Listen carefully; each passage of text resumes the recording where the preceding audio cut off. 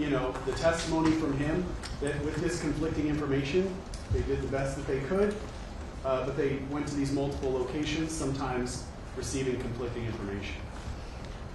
What Mr. Tacopina did when he stood up on cross-examination was play videos from another officer to show, look, there's 7, 8 officers on the scene. They're doing this thorough search of the street.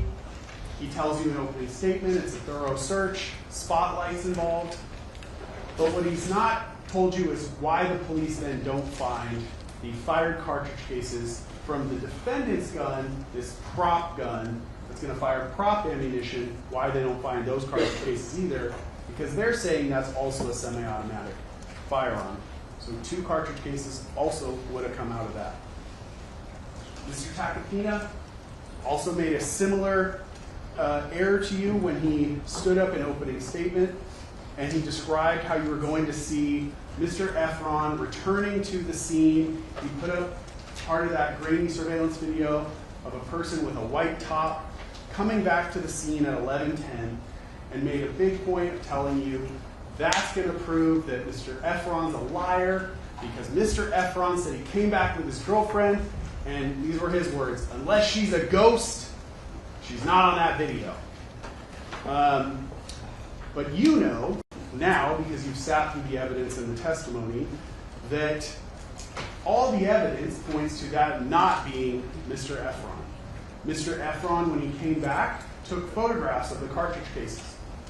When LAPD went to collect this video, in the day after they were notified of this, they were told by Mr. Efron an approximation of when he turned. He didn't have an exact time. He gave them an approximation. They went, they collected the video, they saw someone returning, and they thought, okay, that must be him, and they collected it. That error that they made back in November of 2021 has certainly been flushed out in the years since this has happened. And what you know from the timestamp on Mr. Efron's photographs of those cartridge cases is that he actually came back closer to 11:45. The video stops at 11:20, so obviously we don't have video of him actually coming back. It certainly does not contradict Mr. Efron's detailed statement to you that when he came back, he had his girlfriend with him. She wouldn't obviously be on video. It's not collected and not played. It's also clear the person who comes back is wearing different clothing than what Mr. Efron was wearing at the time. And you also heard Mr. Efron testify at the preliminary hearing. When he was first shown that video, he looked at it and said, that's not me. So all that together, you know that the person that you see on that video was not Mr. Efron.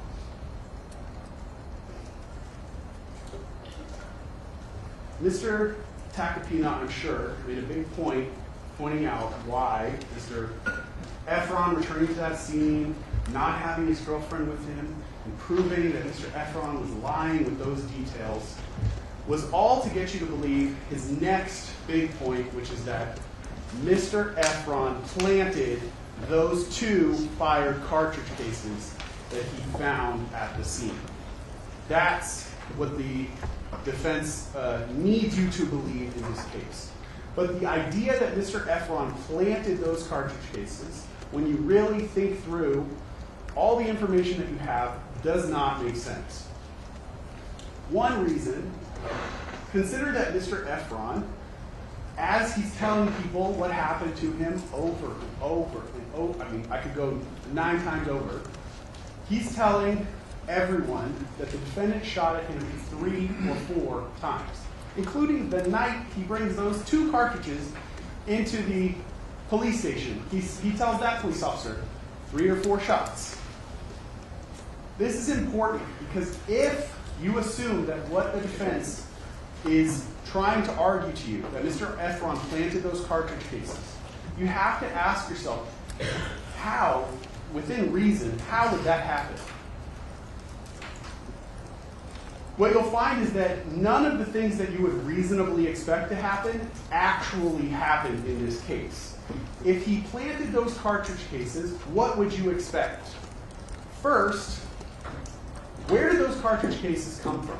How did he actually, mechanically, how did he have 2 fired cartridge cases to plant?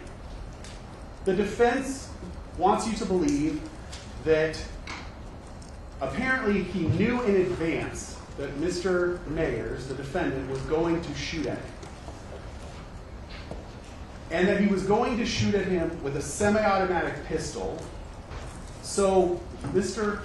Efron, the mastermind that you saw testify here, hatched this elaborate plan, and weeks before this crime, he went to a gun range and he got a 9mm Glock 43 and fired it multiple times. By some miracle of a coincidence, Mr. Efron must have known that ASAP Lou accidentally bought a magazine for a Glock 43. Okay? And that ASAP Lou, somehow Mr. Efron learned that. He's also going to intuit or know ASAP Lou's going to load that magazine, fully loaded, and he's going to leave it at the defendant's bedroom closet. Now, if you're already thinking this sounds completely unreasonable, I'm with you. It makes absolutely no sense. At this point, just to go back to jury selection and the example that you were given with Boomer the dog, and Mr. Lewin asked you, well, how can you be sure that a tornado didn't come down the chimney and just trash the house? How can you be sure? I mean, honestly, that sounds more reasonable than the idea that Mr. Efron knew in advance that he was going to be fired at and knew to go get that specific kind of gun to fire it at a firing range to collect those cartridge cases that he could plant in the future when this shooting happens. There's no way that this scenario would work without Mr. Efron knowing in advance that this shooting is going to happen and that he's going to need cartridge cases to plant at the scene. Under the defense scenario, too, he would not have time to get those cartridge cases any other way.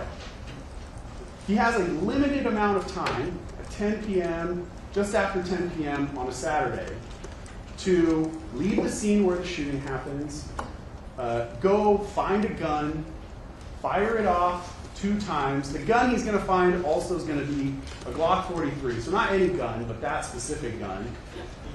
And he's going to fire it off multiple times, and then he's going to go back to the scene. I guess, by 11:10, when that person in the white shirt, so he changed his clothes, he's going to go back and he's going to plant those cartridge cases at the scene. He would not have enough time to possibly do that.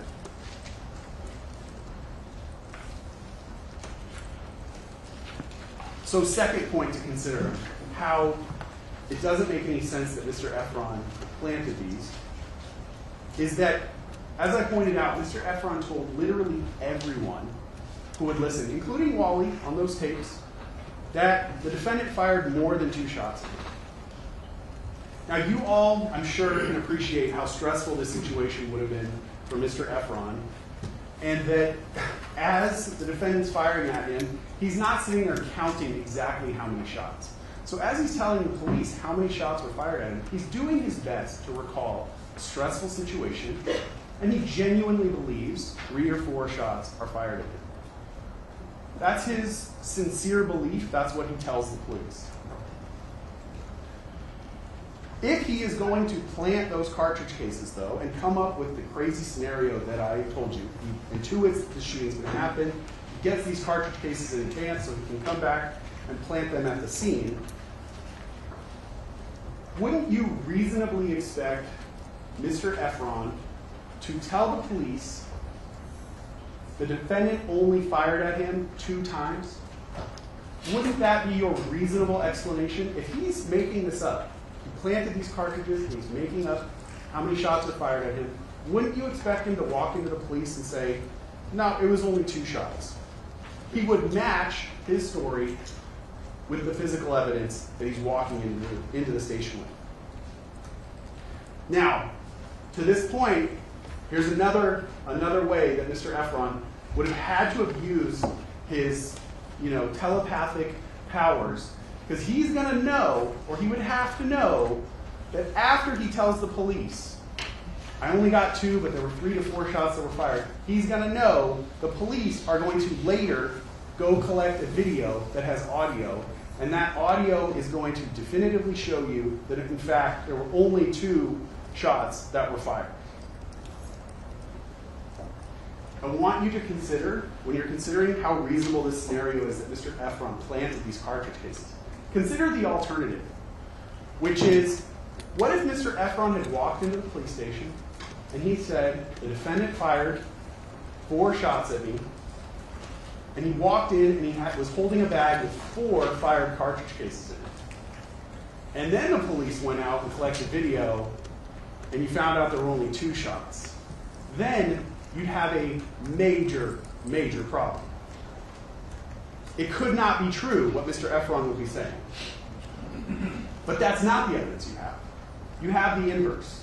You have him saying, I genuinely believed it was 3 to 4, but I only found 2.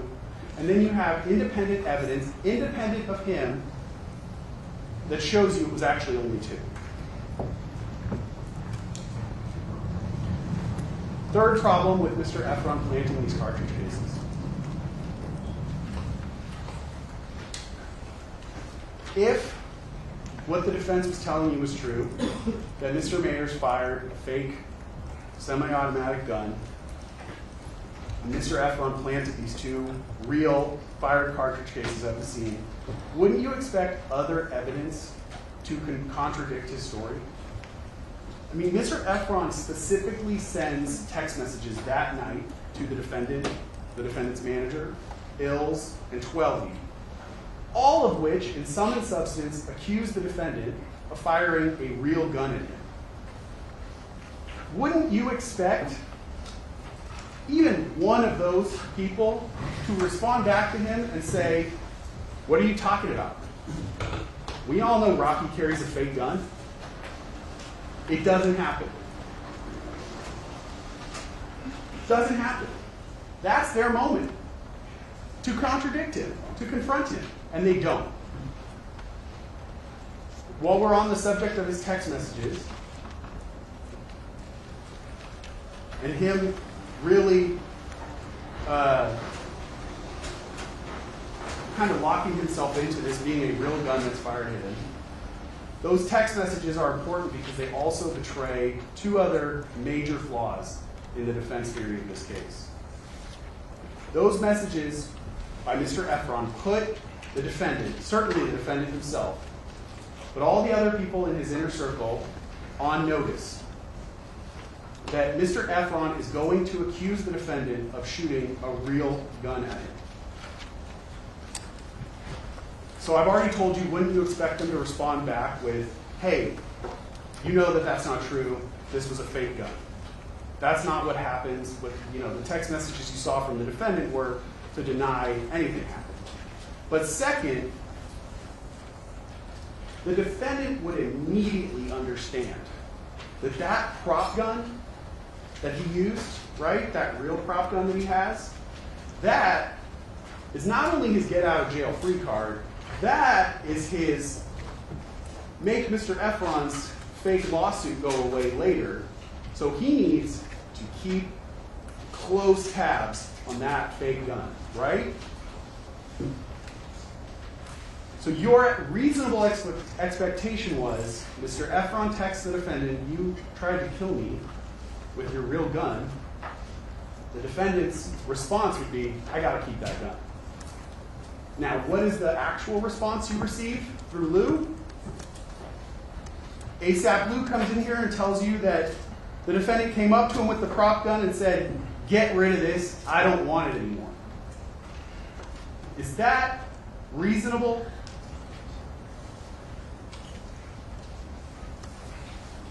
This is kind of where my job gets hard, because I have to explain to you how their version of how this prop gun disappeared doesn't make sense. But we know that none of this actually ever happened, because this is all a made-up story. So when I talk about the prop gun, understand that there never was a prop gun, okay? Never to begin with.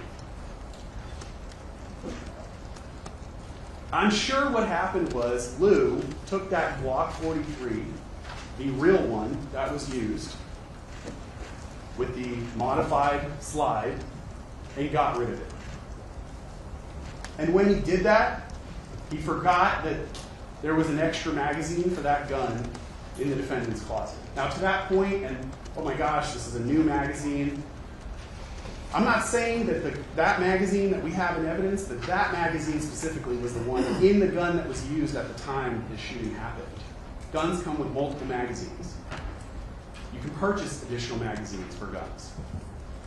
But the defendant knew he had to get rid of that real gun. He can't have that, because that's going to definitively tie him back to this crime scene. So either he or Lou, his right-hand man, get rid of it. And they get rid of it with the magazine that's in it. But they forget there's that backup magazine in the defendant's closet. But either way, let's assume their prop gun theory is true. Why would the defendant get rid of the one thing, the most important thing that could definitively prove his innocence? Why would he do that? You received an instruction about someone, either the defendant or someone other than the defendant, trying to conceal or destroy evidence, and using that as actual evidence that the defendant was aware that he was guilty. Why would the defendant get rid of that gun unless he knew it was going to prove he was guilty? Unless he knew it was a real gun. It literally makes no sense that he would not keep the prop gun so that when Mr. Efron goes to the police, he can turn around and say, here it is. Here's the prop gun. This is the one I used. Anyway, if you're inclined to accept Lou's story that he flew across the country on a private jet and gave the prop gun back to the co-director of the DMV music video shoot, there's still yet another problem with Lou's story. Why doesn't Lou get the gun back? So they haven't explained why would the defendant get rid of this gun in the first place. He needs to keep this. This is very important in this situation. But for whatever reason, he gets rid of it. Lou flies it back and they give it to this co-director. Lou knows. Lou knows this is a crucial piece of evidence. This would prove that his brother is innocent. So what does Lou tell you? What efforts did Lou make to get that gun back? Because he needs it back now. Oh my God, I can't believe we got rid of it in the first place, but now we definitely need it back. But what does he do? He makes one phone call, and he's basically told, I don't really know where it is. And so he decides, just let it go. Doesn't make any other inquiries, doesn't do anything else to try to get that gun back. Does that sound believable for even 1 minute? It's certainly not reasonable. We're bordering on consulting to your intelligence.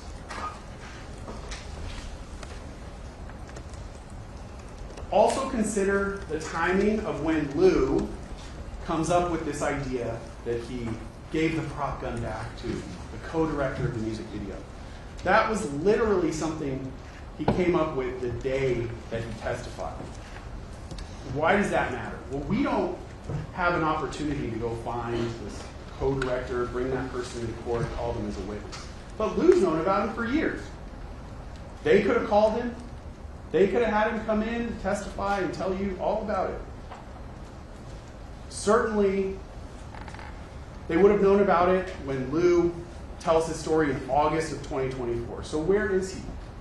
Where is this co-director? Where is his testimony? You didn't hear from him because his whole story is made up.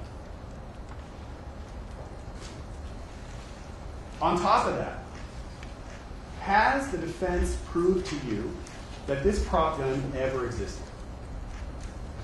Ever existed? I mean, you would want to hear from the co-director that has it now, right? But wouldn't you also want even a single piece of paper that proves to you that that gun ever existed? A receipt for it? This was on a music video. Where are the call sheets about it? Is there a safety coordinator that could say, yeah, I was there, we had prop guns, and I had to warn people about them? Was there a video of the gun, even at the music video shoot? Is there literally a picture or anything? We found a picture of Ilse's face from the day after this incident. This they're saying is a prop gun that not only was it in the music video, but it was so widely known that the defendant carried it. Where are pictures of him with it other times? There's literally been no documentation provided to you that that gun ever exists. No purchases, no receipts, no paperwork anywhere. Lou says he took that prop gun, right? And what did he do? He modified it. He put a belt clip on it. He modified the magazine. Did he bring in any proof of that? Receipt for a belt clip? Receipt for a magazine extender? Nothing.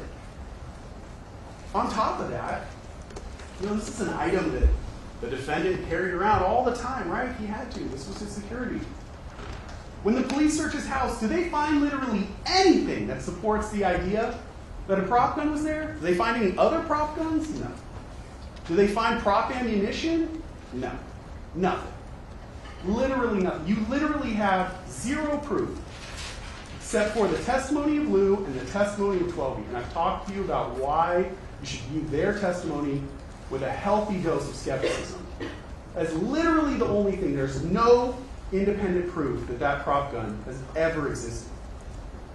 And equally insulting is this idea that there is like a cone of silence within the ASAP collective relating to members who knew that the defendant always carried this prop gun, which they only speak about, only ASAP 12 and only ASAP Lou, they only speak about this on the eve of trial. And that they're going to hold this information inside them, knowing that the defendant, their brother, is facing criminal charges. They're going to hold this inside, and they're only going to really present it to the 12 jurors. Does that make any sense to you?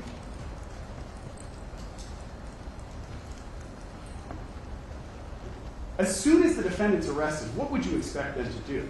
You'd expect them to be beating down the doors of the police station to tell the police officers and detectives, you guys got it all wrong. This is a fake gun. That's not what they do, though. They hold it inside. They let him have criminal charges hang over his head. They let the preliminary hearing come and go. They literally wait till the day before jury selection to finally reveal that there was the gun that was used was a prop gun. It's, again, defies all reason.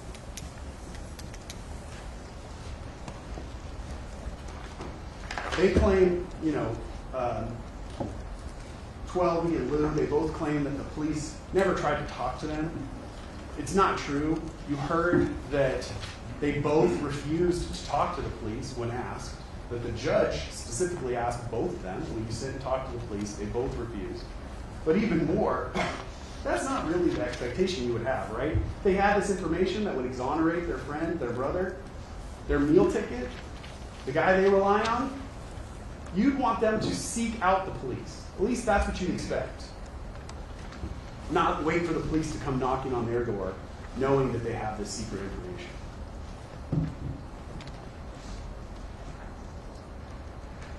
Ladies and gentlemen, when you decide that the gun in this case was a real gun, for any one of the many reasons that I've given you, this case is over. Let me address really quickly, though, the new defense. It goes something like this. If you don't believe this was a prop gun, try to believe that when the defendant fired his real gun, he was only doing it either in defense of ills or in defense of 12 people. Now, right off the bat, you have to acknowledge that that defense is completely contradictory, completely incompatible with the other defense, which is, no, actually, this was a prop. It cannot be both a prop gun and a real gun. The problem with that defense is very similar to everything else I've talked to, which is this whole case is on video.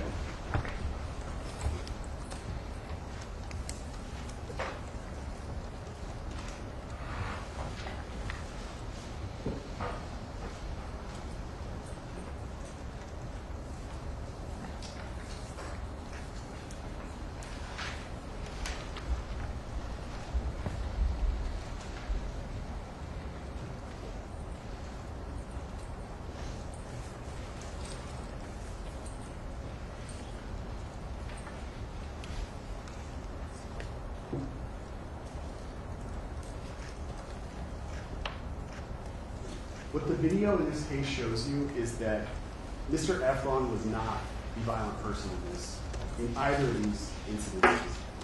And especially at the corner of Vista Del Mar and Selma, when you can see that initial interaction, you can see that he's feet away from Hills as the defendant charges towards him with a gun. The defendant was not protecting anyone. He was not doing anything but initiating an attack, which he legally cannot do and then claim self-defense. I want to finish my argument with you by telling you a story. The story I'm going to tell you is the story of the defense in this case. If what they're telling you or want you to believe is true, this is essentially what would have to happen. Now, Rocky, he's a famous rapper. He's in his house and he's just hanging out with his good friend Lou. Lou would do anything for him. They meet in a crowd. Lou becomes his personal assistant, his tour manager. He's a DJ. He has his own clothing brand. He's a security consultant. Lou does it all. You need to know that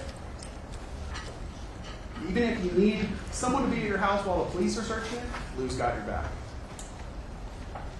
You need someone to come to court, lie on your behalf, provide a false alibi, Lou will do that for you too. Lou is Rocky's right-hand man. Now, Rocky's having security problems. He's constantly being victimized by scary people. He's in a nightclub. He's stabbed with a real knife. It was violent, scary. Not only was he stabbed, but his good friend Twelvey was also stabbed at the same time. That's the kind of violence that he's faced. Not only that, scary people break into his house. He's had his home burglarized. He's had stalkers follow him. On top of all that, which has happened to him directly, that violence that Rocky's experiencing doesn't happen in a vacuum. Other rappers around him are also the victims of violent crimes, some even being shot and murdered with real guns. So faced with this violent world, these violent people, Rocky does the only reasonable thing he can think of. Does he hire extra security? No. He turns to Lou. And Lou, his security consultant, and a professional security person who will remain unidentified, jointly came to another reasonable conclusion, which is that when someone needs to defend themselves against real guns, real knives, like Rocky does, what they should do is they should carry a fake gun. Lucky for Rocky, he just so happens to film a music video, and on that music video set, they just so happen to have such a prop gun. Does he have to go out and buy a prop gun? No. That would have created a paper trail that could have proved that he had this prop gun. Instead, what Rocky does, he uses his ability to see in the future, where he sees that he's going to need this prop gun. And so he takes one of the prop guns from the music video shoot just in case.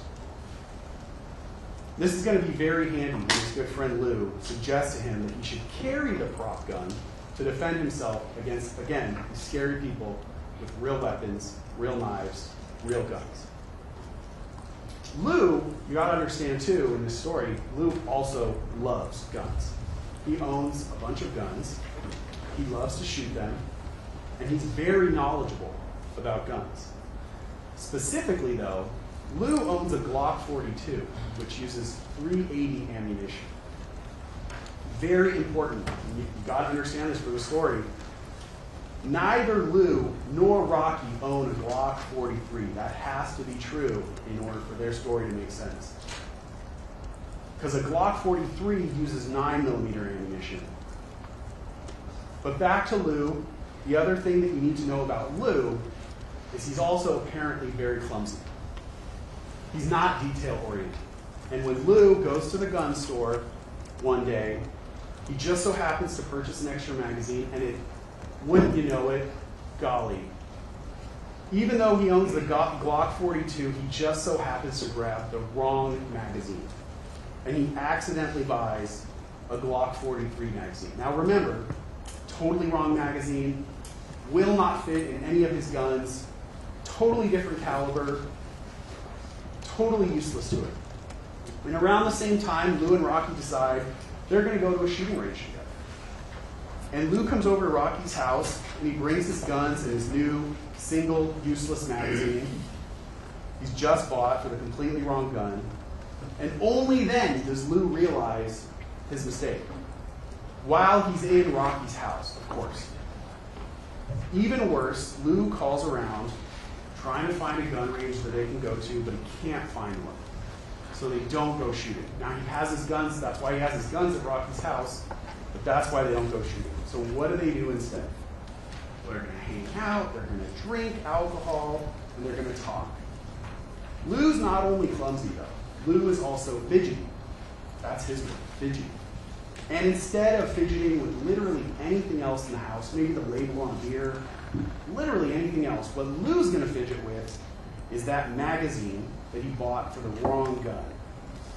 And Lou's fidgeting is basically going to consist of him loading that magazine, that completely useless magazine, with his real ammunition. The ammunition, by the way, is difficult to purchase, regulated, but Lou doesn't care. Lou fidgets and also apparently stops fidgeting when the magazine's fully loaded. Doesn't unload his 9mm ammunition.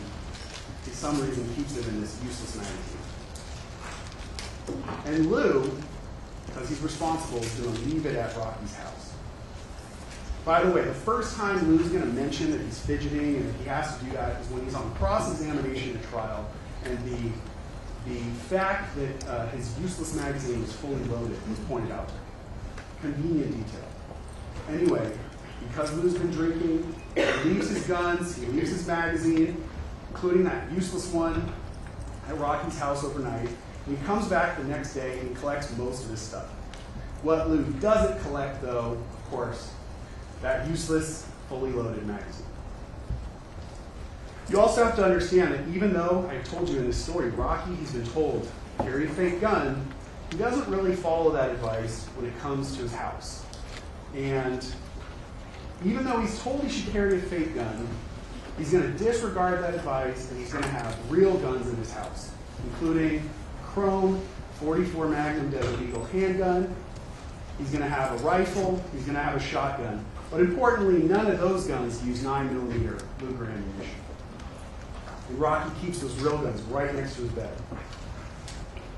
Somehow, and Lou doesn't really explain this, after Lou leaves this Glock 43 magazine at Rocky's house, the magazine miraculously is going to end up not just in Rocky's bedroom, but in his bedroom closet.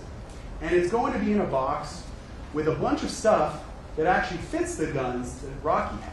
Rifle ammunition, shotgun ammunition. And again, it's just a total coincidence. Lou's useless magazine is going to end up, the one he's been fidgeting with is going to end up in Rocky's bedroom closet. Now, at this point, this is where I need to introduce yet another character to this story. This character, he's a cartoonesque villain. He's hulking, hugely muscular. He spends most of his time in the gym, except for when he's using his cartoon villain powers of seeing into the future and mind control.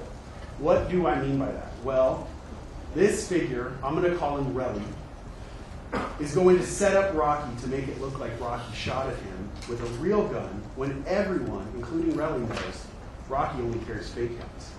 So how does he do this? Well, he's going to go to a shooting range, Relly. A few weeks before, he's going to set up Rocky.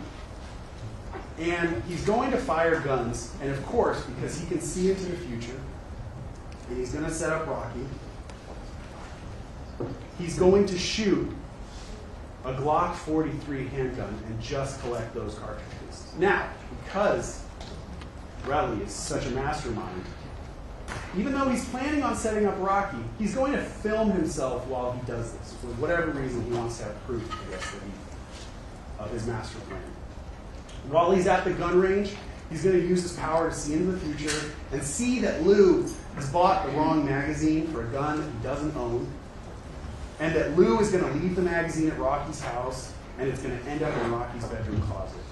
And with that knowledge, Relly is going to intentionally fire that Glock 43, collect those cartridge cases, and carry them around just in case he happens to be in a place where Rocky shoots at him with his fake gun later. Relly's going to fly from LA to New York, North Carolina, back, repeatedly taking commercial flights. And somehow he's going to keep a hold on those fired cartridge cases that he's going to use to frame Rocky. Now here's where the mind control comes in. Relly somehow gets Rocky to provoke a confrontation. It's Relly's idea, but Rocky's going to do it. And he's going to make Rocky reach out to him with threatening messages and propose that Relly meet him when it's actually Relly's plan all along, right? It's brilliant. So Relly meets up with Rocky in Hollywood, and Relly gets Rocky to pull the gun on him as he's attacking Rocky. Now I say attacking Rocky, but what I really mean is that Relly's using his non-dominant left hand and casually reaching out towards Rocky. This, of course, is going to make Rocky respond. But what does Rocky do? Well, nothing, actually. This is where I have to introduce our next character, Twelby, to the story. And Twelby's going to have the good fortune to be able to see and explain that Rocky didn't pull the fake gun as Relly had planned. What happened was the fake gun just so happened to fall out of Rocky's pants. What terrible luck for Rocky that would fall out at that precise moment. And not only that, but fall into his hand, and that his finger would land near the trigger just at the moment where he happens to walk into view of a camera. Even more unfortunate, because in this story, Rocky isn't mad. He's not upset with Relly. You know, remember Twelby told you, oh, these were casual messages. Why are you ducking my calls? Let's get to it, you know. Very friendly. Rocky's not mad. But Rocky's going to look mad on this video for some reason. It's going to look like he's advancing towards Relly, when in reality, as Twelby will tell you, it's just that he didn't have anywhere to go.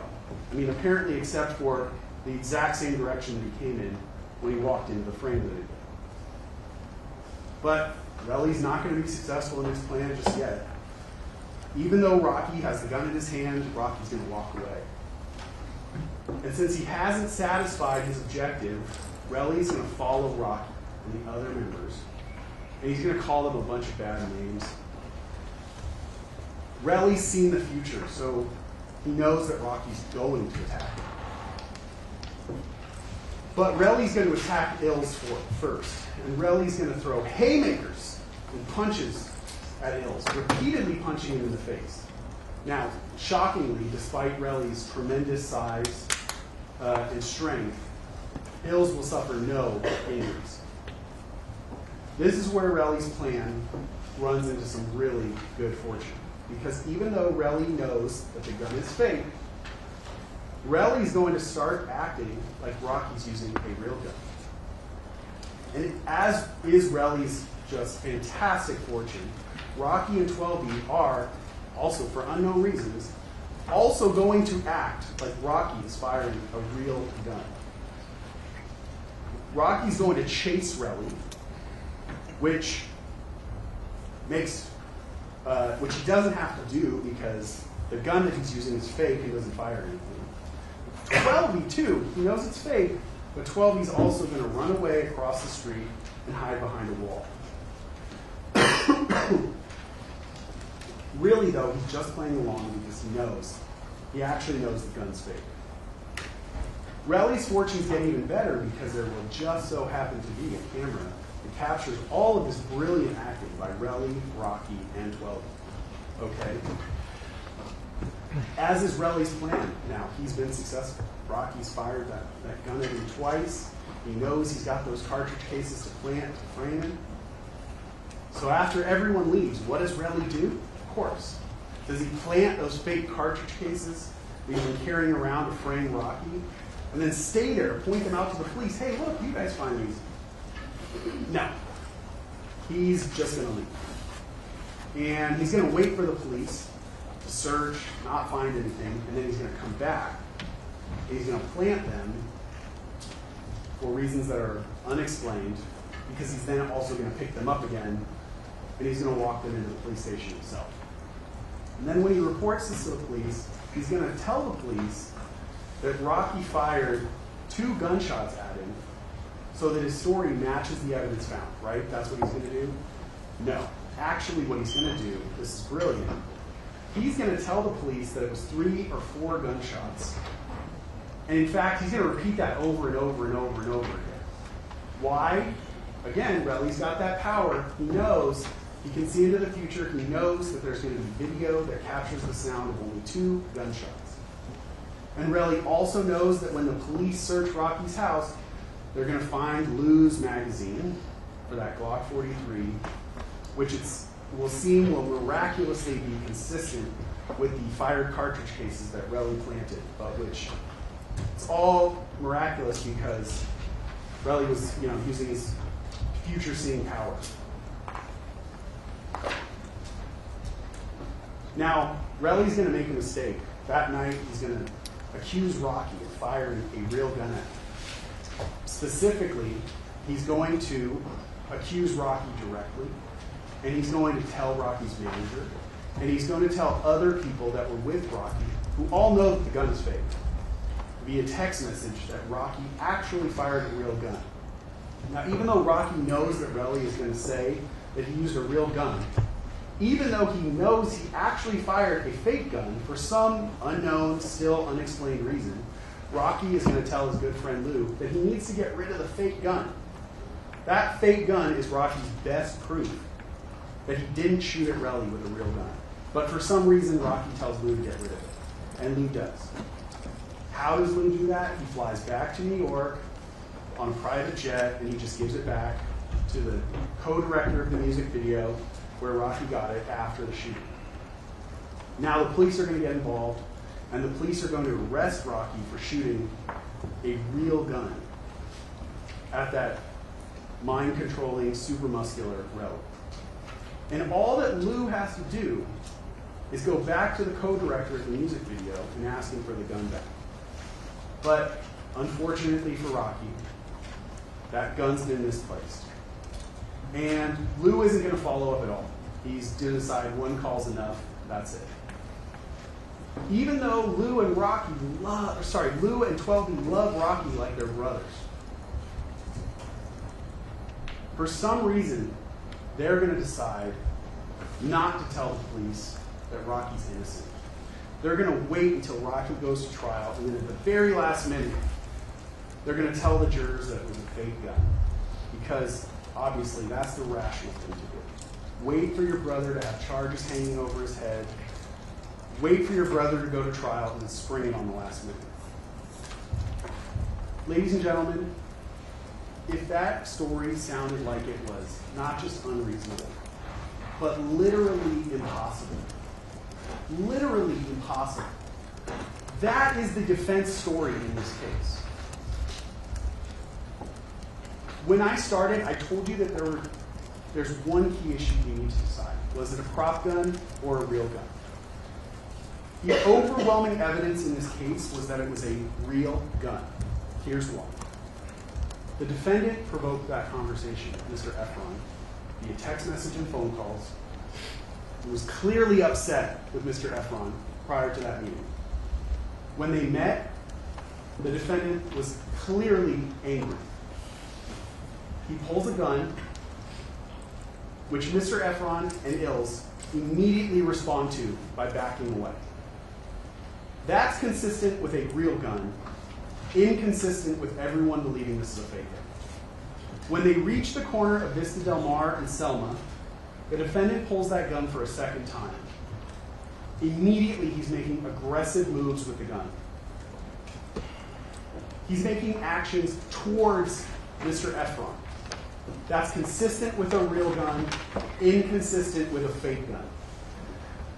Mr. Efron immediately dives behind Ills, uses him as a human shield, while the defendant's making active, furtive movements, trying to get a line of sight around Ills. That's only consistent with a real gun and inconsistent, completely inconsistent with this gun being fake. The defendant fires off 2 rounds, or loud, they set off car alarms. 12 retreats behind a wall. That's only consistent with a real firearm, completely inconsistent with a fake gun. After the shooting, the defendant gets rid of the gun. That's undisputed. That's completely inconsistent with that gun being fake.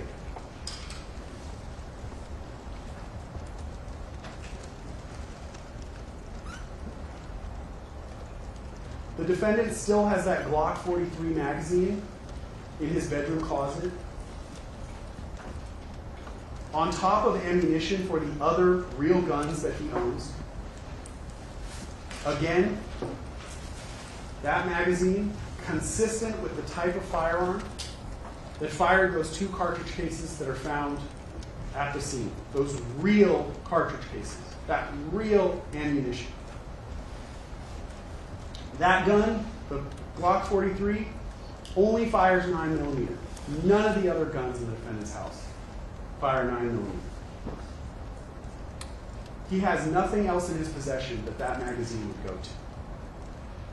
It's completely consistent with him getting rid of the Glock 43 after the shooting, because that's the real gun that was used in this case. Clear, definitive proof the defendant fired a real gun that night. The last point I'll leave you with, on the other side, there's literally no evidence of a prop gun.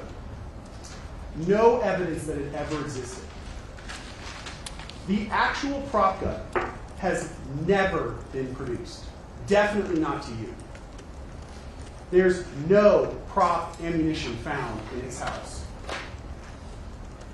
The rationale, this whole security thing for carrying a prop gun, defies common sense, defies logic, totally unreasonable. The rationale for pulling that prop gun on a man who knows it's a prop gun, completely unreasonable. There's no prop ammunition found at the scene. There's literally not one piece of paper, not one shred of documentation that could prove to you the existence of this gun. And again, all the actions of the people that you see on that video, completely consistent with a real gun being fired, completely inconsistent with this being a prop gun. So left with that, clear evidence that the defendant used a real gun, and a complete lack of evidence that he used a prop gun. Your job, as I started in my opening statement, as I started here, is simple. Simple. The evidence compels you to your decision, and it compels you to find him guilty. That is the only just verdict in this case. Thank you. All right, folks, we're going to take a break now, but it's going to be shorter than usual. 1:15, please be outside the courtroom doors at 1:15, at which time we will resume. Again, please don't discuss the case.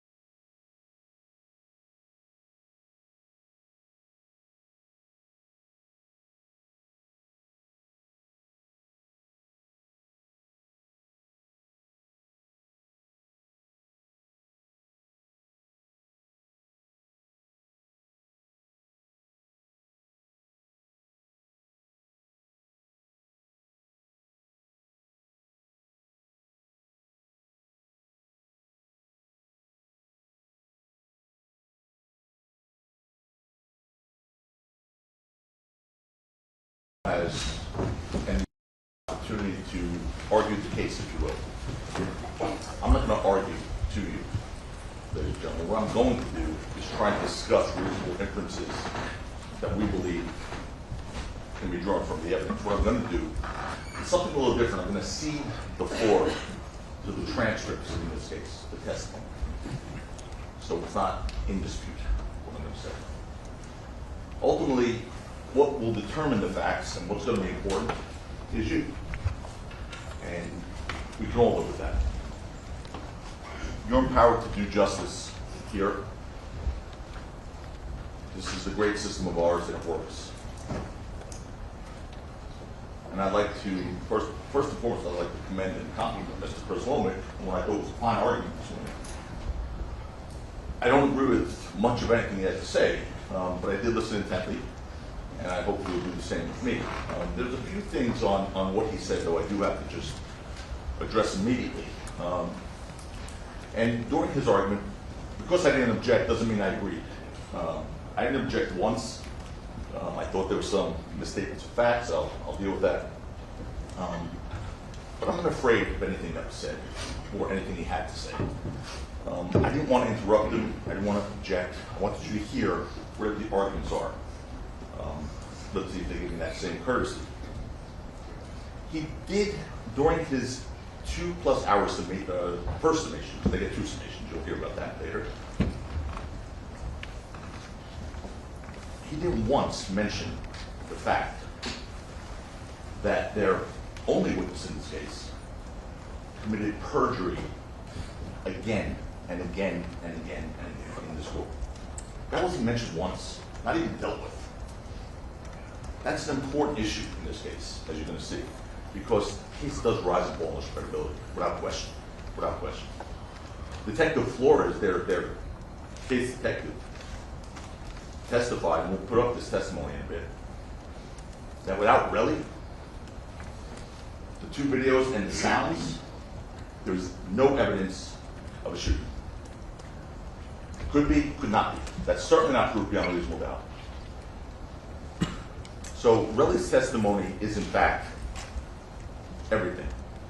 And Mr. Preslomic seemed very worried about what I'm going to say about Mr. Efron and his credibility. He understands that the case rises and falls with him. And he spent a lot of time anticipating what I'm going to say about it.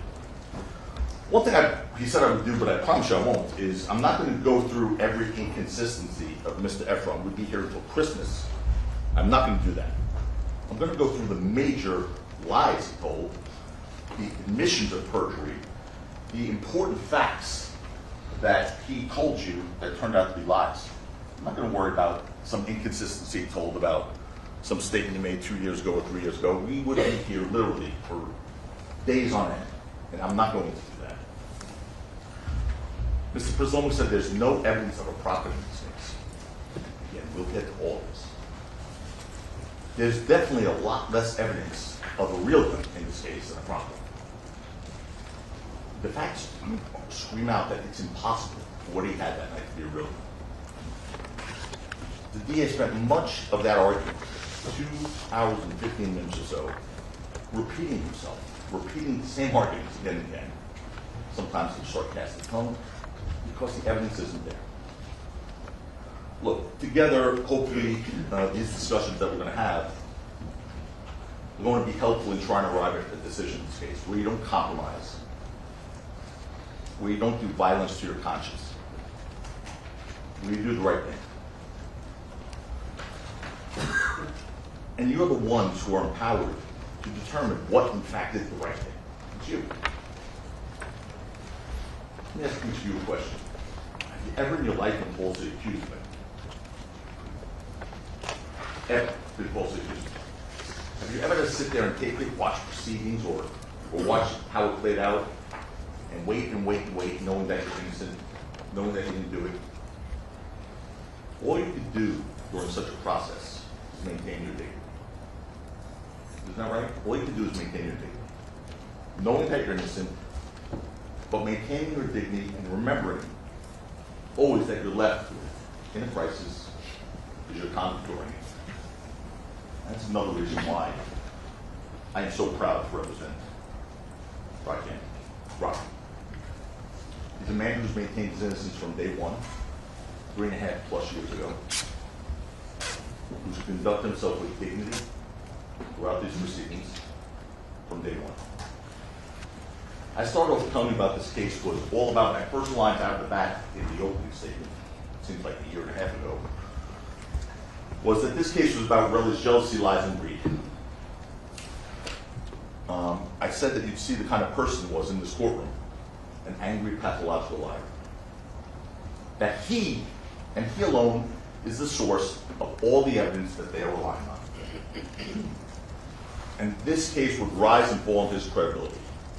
You take him out of the picture, there is no case. And as I promised, Relly showed you who he truly was when it came time for cross-examination. He's a man who told you without hesitation, I can tell people whatever I want. He said that actually to you.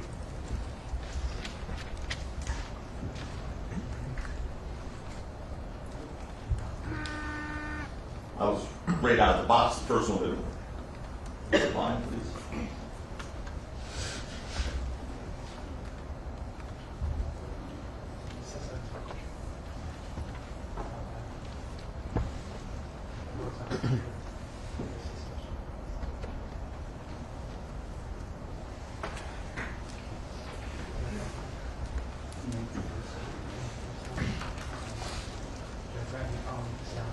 You want the audiovisual person? Please. Alex, come on, please. I don't want That's fine. Yeah. We have an audiovisual person in the court. We'll have him come up. Go ahead. to. Sure. It works on the computer. Okay.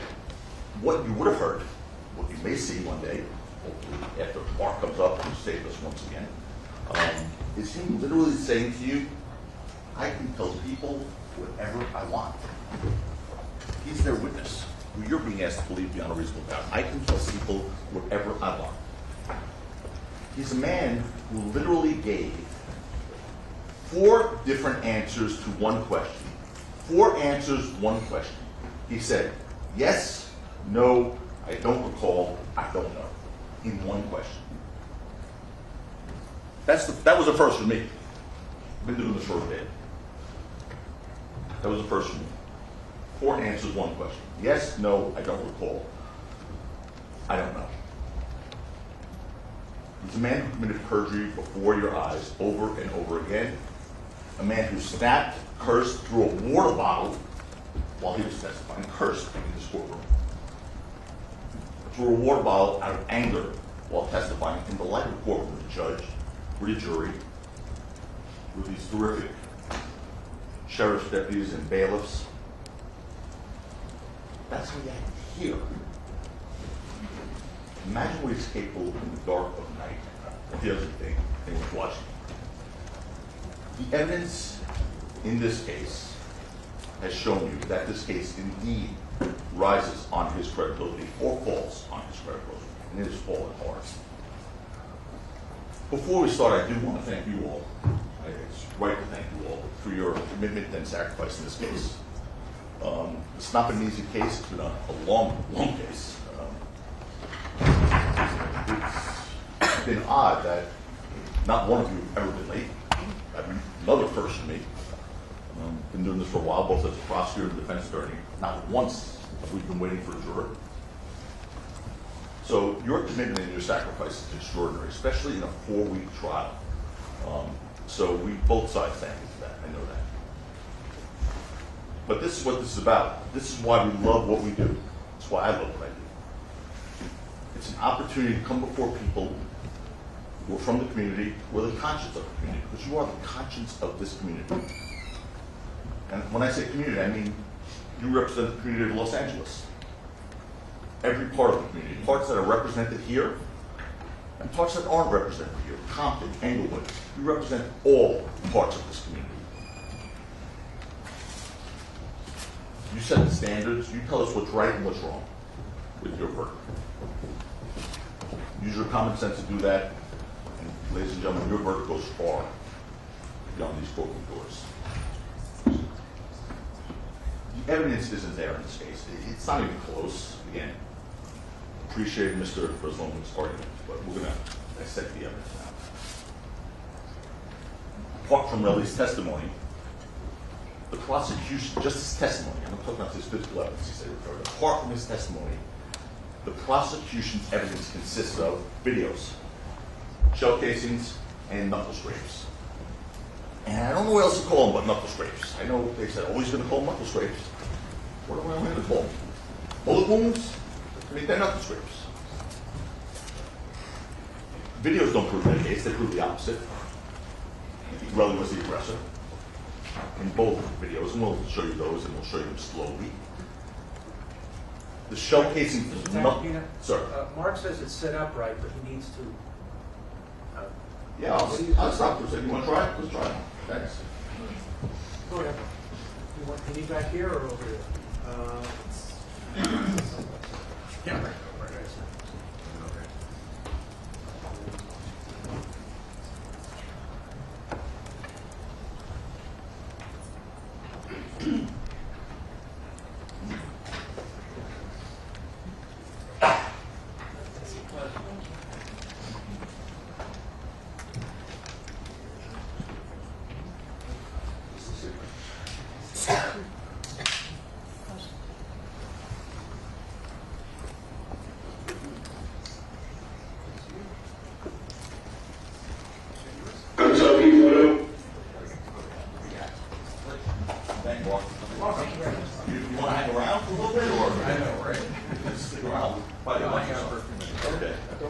Thank you very much.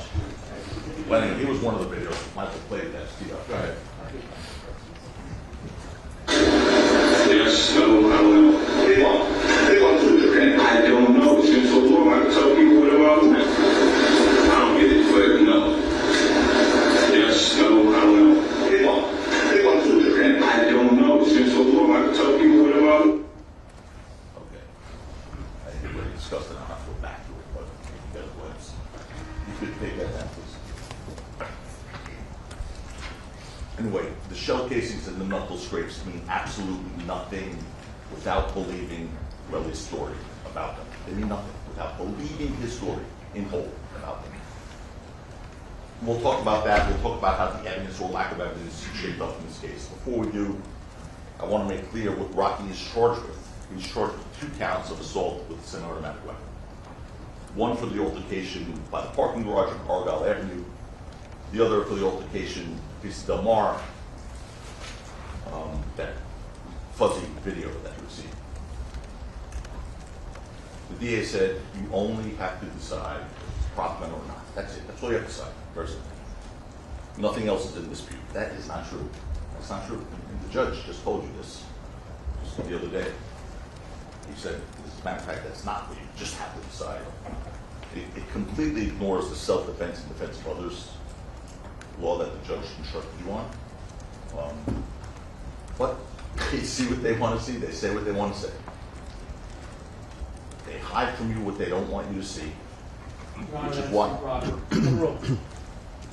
which is why they cut off the end of the video on Piece Del Mar. And we're going to show you what they cut off. They cut off after Rocky's gone. After 12 is already running away, they cut off the part where Relly goes back and gets Ills one more time. The guy who's only using for a human shield. They cut that part of the video off. We did. We'll show you. The judge will instruct you, each of those charges requires the prosecution to prove beyond a reasonable doubt, another term I didn't hear much in the 2 hours plus summation of this result. Beyond a reasonable doubt that Rocky possessed a real operable semi-automatic firearm and that Rocky did not act in self-defense or defense of another. Beyond a reasonable doubt. And the evidence just isn't there. It's not even close in this case, guys. It's not even close. I'm here to gain respect for the undeniable fact that even now as we sit here, Rocky Mayers is presumed innocent. He's presumed innocent as we sit here now. I'm here to point out the numerous reasonable doubts that lurk in the evidence in this case. Because folks, please remember this, the judge didn't tell you, he did already have some charges. All you need is one. All you need is one.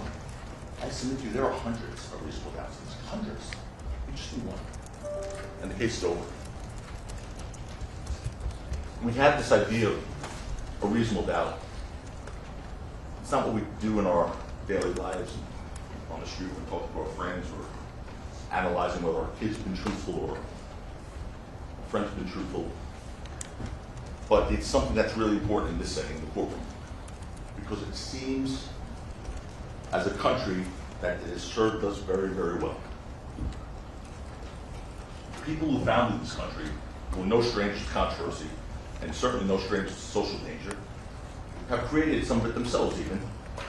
They knew that the surest and best way to guarantee the liberty of citizens was to make sure that if the government brought charges against one of its citizens, they had to prove. And if there was a doubt based on reason, if there was a reasonable doubt, there had to be an acquittal. Had to be. What a reasonable doubt isn't, the judge said this to you in the beginning, like, again, 4 weeks ago, whenever that was.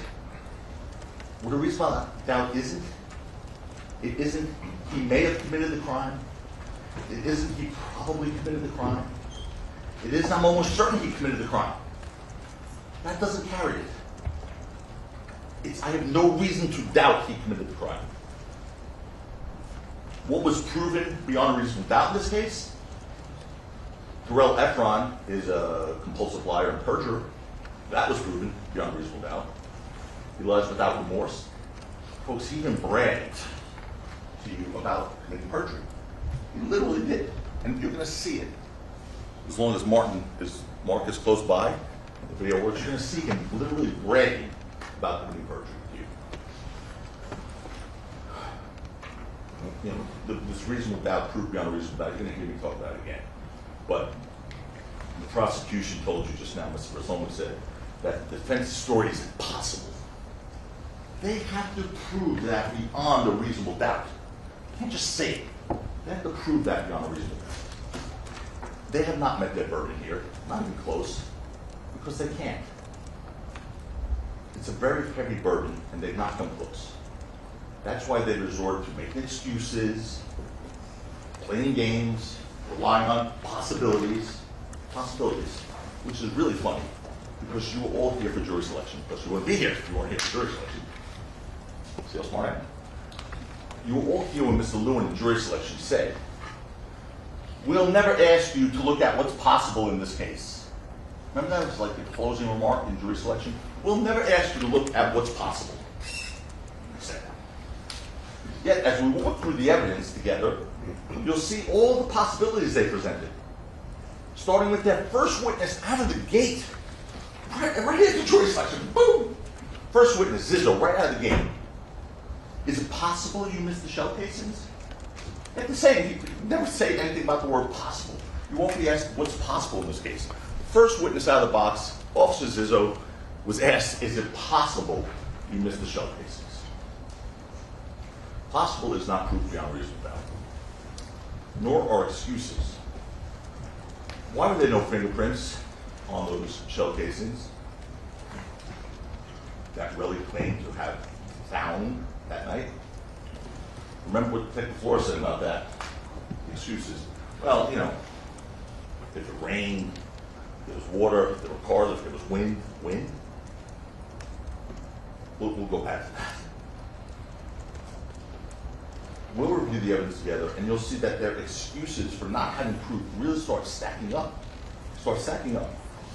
And in face of only possibilities and excuses, they resorted to playing games in an effort to win at all costs. At all costs. And it's not about justice. It was able to stop winning. Plain and simple. No, It shouldn't be. that's the And they played games in this case that should offend you. And I'm going to take you, I'm not just saying it, I'm going to take you through.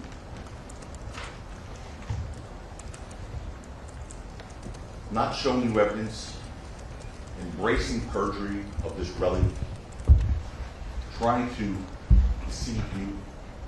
Remember something I said to you in the opening? I said we're here to make promises, both sides, but not like politicians' promises. You know, the thing where we promise you the moon, you vote based on our promises, then you see if we fulfill them. Here, we make promises in that opening statement. You get to see if we fulfill them, then you vote. Let's see what they promised compared to what we promised. They told you Rocky was the aggressor. His text messages show he was the aggressor. Got deleted text messages, we'll get to that. They told you that Rocky shot Relly with a real gun. We told you that Relly was manufacturing the story, deleting and destroying evidence. He was trying to extort Rocky, which came through. That Relly was the real aggressor, Rocky used the prop gun to defend himself. There are two hurdles that they have to overcome to get a conviction in this case. Two hurdles. They cannot overcome them. One is that the object in Rocky's hand on November 6, 2021 was not a prop gun, beyond a reasonable doubt. Second is that Rocky did not act in self-defense, control your ills. The judge instructed you, if the prosecution failed to prove the object in Rocky's hand was not a prop gun, beyond a reasonable doubt, the case is over, it's over. Beyond a reasonable doubt. You can stop there, it's over. The judge also told you that regardless of what Rocky had in his hand, if you find that he acted in self-defense or in defense of 12-year-old ills, he's also not guilty. That's the law. It's not our argument. They bear the heavy, heavy burden of disproving self-defense or defense of another beyond a reasonable doubt. And that's a burden that they cannot carry in this case, not even close. Relly threatened Rocky, Relly threatened 12. Relly repeatedly punched Ills and ragdolled Ills. I'm going to show you that again on the video. Slowly. You had it narrated to you, but you can see it on the video. Before we do that and talk about it, let's discuss why they can't overcome that first hurdle. First, beyond a reasonable doubt, that the object in Rocky's hand was real, was not a firearm, because they cannot, absolutely cannot overcome that. There is incontrovertible evidence and testimony in this case, and other evidence that shows you the object that Rocky was possessing was a prop gun. Unimpeached. Not a real firearm. And they asked why. First of all, remember, there's no evidence in the record Rocky was licensed to carry in 2021. He wasn't. But 12 and Lou told you it wasn't a real gun. Two people came here, took an oath, and told you it was not a real gun. Lou Lemon told you where it came from, that D&B music video. He identified it with Rocky and Rihanna from July of 2021, right before. He told you he put a clip drawer on it, essentially a belt clip, to clip the piece onto a belt to make it easy to carry. And he extended the magazine with a clear magazine to make it look more intimidating, because the Glock he had prop gun Glock with a 26, it sort of fits in a pocketbook, it's really small. So this was meant as a deterrent. Mr. Sloman told you that Lululemon couldn't name the security guy who advised Rocky to carry a prop gun. He was never asked. And he didn't say security guy, he said Rocky's security team. The testimony you could, by the way, you could always have the testimony read back to you at any point. If there's any dispute, I know you guys can take crazy things, but if there's any dispute, you can always say, can we have that part read back of the testimony where Mr. Lemon talked about the security people who advised Rocky, or whatever, type of that. So he never was asked who, but he didn't say a security guy. He said a security team, and he just said he concurred. He wasn't pretending to be a security advisor that they mocked him. They didn't ask him that, yet they just tried to argue that to you.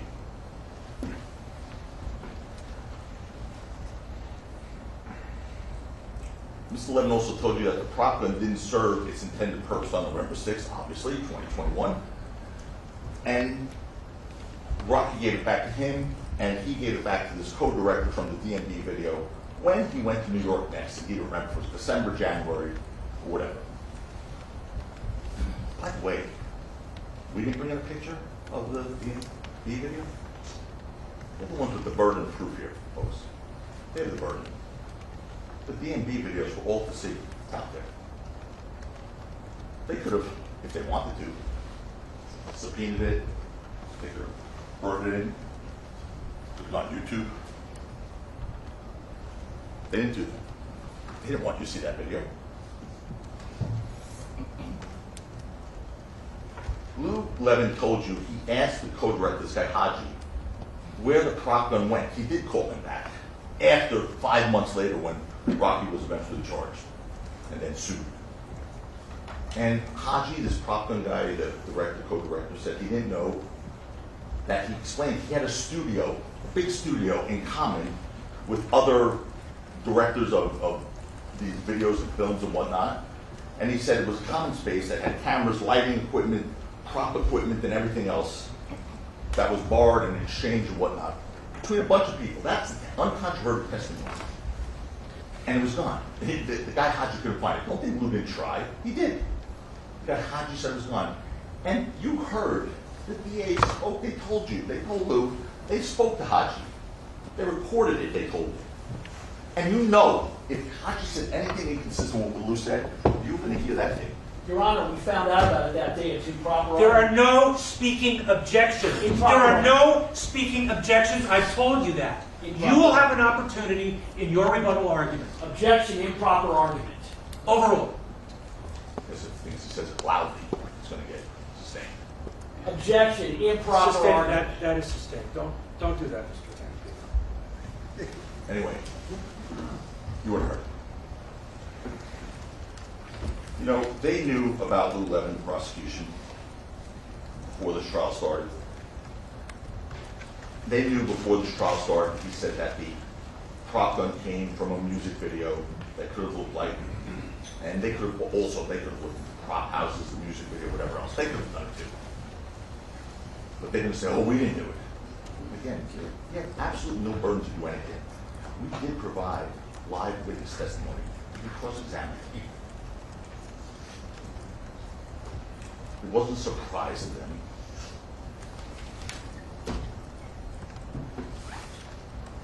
They didn't want to look into it because they knew what they were going to find.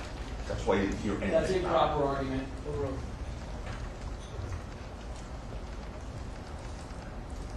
Relly's words and actions on November 6, 2021 show you it wasn't the real gun. His words and actions show you. All the prosecution's objective evidence in this case, everything that doesn't come from Relly shows you this was not a real gun. Common sense also shows you it was not a real gun. On that last point, the prosecution would have you believe that Rocky, you saw that video, shot a real gun at his friend Ills, who was right there. I mean, Ills was right there. According to them, he shot the gun, a real gun, at his friend Ills. That makes no sense. You saw the video.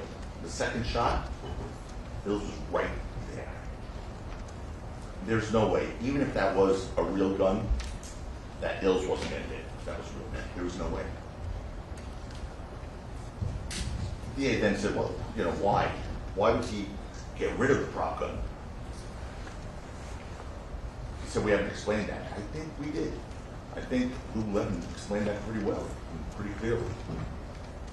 Remember, they didn't know 5 months later the police would come. They weren't thinking, ooh, we better save this in case, I don't know, next year at some point I get arrested.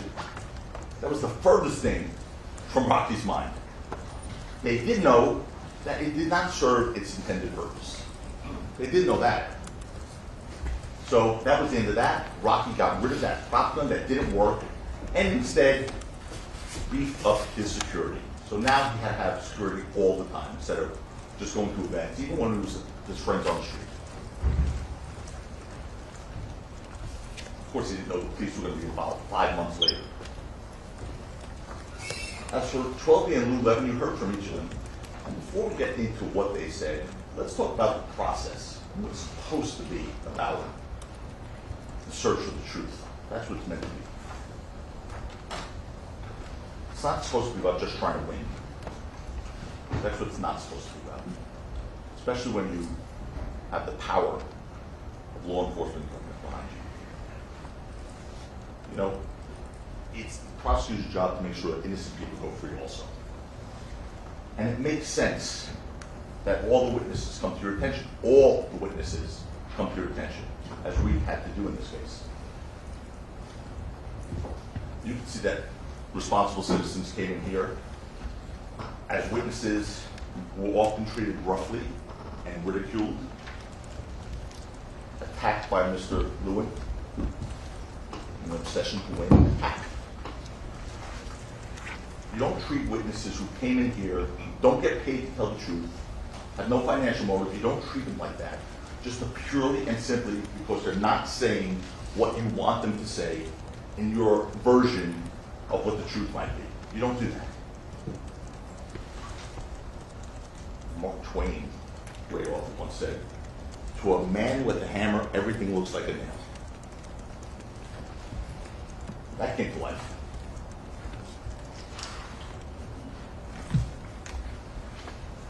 The prosecution embraced Relly in this case, though. Embraced him. Didn't even once mention to you all, okay, he perjured himself before you guys many times. Called things fake that weren't fake. He lied to your faces. That wasn't even mentioned this morning. They defend him despite his despicable acts and his despicable conduct. And with all witnesses, Mr. Lewin teared into them like they were serial killers. And I mean Twelby and Lou Levin. They were the polar opposites of Relly in every way. How they conducted themselves, how they answered questions. They weren't argumentative. They weren't disrespectful. They were compliant and they were responsive to both sides. To both sides. Compare those human beings to what you saw the week before that. They weren't belligerent. They didn't throw water bottles. They didn't curse. I mean, Relly, who couldn't answer any question straight, admitted to lying, and when he didn't admit to lying, got impeached with prior inconsistent statements. I'm not going to go through them all. You know, when you know the truth and when you tell the truth, you don't have to rehearse the truth. You don't have to get your memory refreshed. You don't have to be reminded of the truth when you know the truth and tell the truth. You don't have to be coached on the truth by the prosecutors. You don't have to have someone telling you how to answer questions like Relly was told in this case. You always get the truth right when you tell the truth. All witnesses answered every question without incident, without problem. They were consistent. They didn't get tripped up once. There was not one inconsistency. So the response to that is, oh, they were coached very well. You're damned if you do, you're damned if you don't, I guess. Because if they had been caught up and tripped up and been inconsistent, and their truth was inconsistent, well then they're liars. Or they weren't consistent. But because they were so consistent and they didn't get impeached, they couldn't lay a glove on them. Oh, they must have been coached. They were not coached, they were consistent because they were telling the truth. You saw their demeanor. They both told you, Lou and Twelby, both told you he previously carried a firearm for that 6-month period. Being a victim of acts of violence. And Rocky had it with him on November 6, 2021. And now Rocky's friends knew he had friends. They didn't announce it to the world. Of course, that would be stupid to say, you know, put a social media post out, carry a prop gun. In case you want to attack me, it's really only a prop gun. No, Lou said, and Twelby said, to his immediate group of friends. The prosecution peppered Twelby with questions about his summary of what he told us, the lawyers. As if that summary contained his prior sworn testimony or prior recorded statements, but it didn't. That's why the judge said it was irrelevant what Twelby saw in that document. That's an improper argument, Earl. Read that. That's why the judge said it's irrelevant what Twelby saw in that summary document. Irrelevant. That is an improper argument. Instead, the summary was simply something that lawyers have to provide as procedural discovery in this case. Look, when I hear this, they're gonna try and pretend like we just came up with this prop in defense. Rocky has been saying that since day one. Here's the testimony of Detective Flores on this issue. Detective Flores was asked, was this something, when he was asked, because he was asked on direct about when did he first find out about the prop in defense, and he said, there were no deposition in criminal cases with the question before. Then I said, all right. So basically, what you were being asked when we're talking about that, he just found out about this prop gun. What you're being asked are questions related to discovery disclosure in a criminal case, correct? And he said, yes. So Detective Flores, who's very honest, and I think he tried to do a good job here, told you what that was about. See, if you just listen to the direct in this case, it would make it sound like only 2 weeks ago, oh, there was a prop gun. That's been since day one for Rocky. Discovery in a criminal case is what he was being asked about. I mean, you also heard that it was revealed before jury selection, a day, I think, before jury selection, no, sorry, the day before opening statements, that we got a ballistics report from them that was done over a year before. The day before opening statement, you guys were in power. Okay. Whatever. He goes crying and screaming. A year after they did it, Detective Flores said, we got it after you guys were in power. In 2025. Detective Zizzo, Sergeant Zizzo, now former police officer Zizzo, said on the witness stand, we may have missed it. We didn't search the whole street. I said, really? Looking at his report, I'm like, when did you say that for the first time? He said, today, this morning, he told them that for the first time. Okay. I'm saying, oh, they just came up with it. This is real life. This is a trial. This is what happens. Sometimes witnesses remember things later, sometimes they don't. But I'm not accusing anyone of perjuring themselves like police officer Zizzo, because he just remembered that today, 5 years later. You know, I mean, it's sort of odd. 5 years after that, he remembers they may have missed it. But that's okay.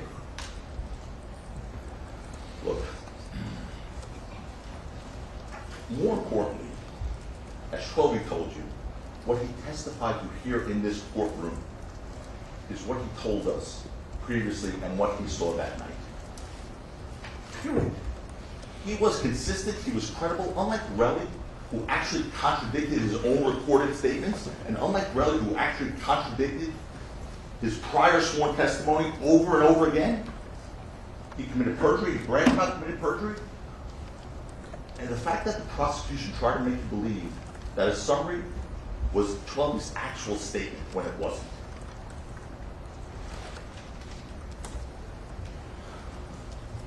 It's a game.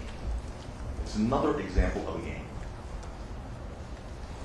Here's another one. The prosecution asked Schwelby how he knew it was a prop gun if he never spoke to Rocky about it. That was completely misstating what Schwelby said on direct testimony. Completely. Schwelby didn't say he never spoke to Rocky about it. He said the opposite. He said they did speak about it prior to November 6, 2021, in September of 2021 in Harlem at that governor's ball thing, and after he first saw it at the DMV video, he said they spoke about it. But he was ripped apart. Dude, never spoke to Rocky about that, you said. He didn't say that. What other games did they play with Schwelby? You heard this one. You heard Detective Flores tell you that before 2 weeks ago, neither he nor any member of law enforcement ever tried to reach out to Schwelby. 2025. This event happened in 2021. Before 2 weeks ago, before January of 2025, neither he, the lead detective in this case, or any member of law enforcement tried to reach out to Schwelby. They knew who he was, obviously. But that still didn't prevent Mr. Lewin from asking Schwelby if before those last 2 weeks, didn't you get a message from us Didn't you get a message from us? No, Mr. Loon, you didn't get a message from me. Detective Flores already cleared that up pretty clearly. He didn't get a message from you. They knew he didn't contact 12. They knew they didn't try to contact 12 before 2 weeks ago. But he asked him that question. Why give a false impression that somehow 12 ignored a message? That somehow 12 ignored a message? Oh, I'm sorry. Disparaging counsel. Yeah, there cannot be any disparaging, personal attacks. So it's not personal. It's a question that was asked. There are- Okay. Do not debate with me Sorry. about a ruling. Yeah. The objection sustained. Go ahead. Okay, well, you heard the testimony, you saw what happened. You figure out what it was all about, but 12 was asked, didn't you get a message from us in the past? When Detective Flores said, no one left him a message, no one tried to reach him. So I don't want to disparage anyone, but you just got to ask yourself, why was that question asked if it didn't happen?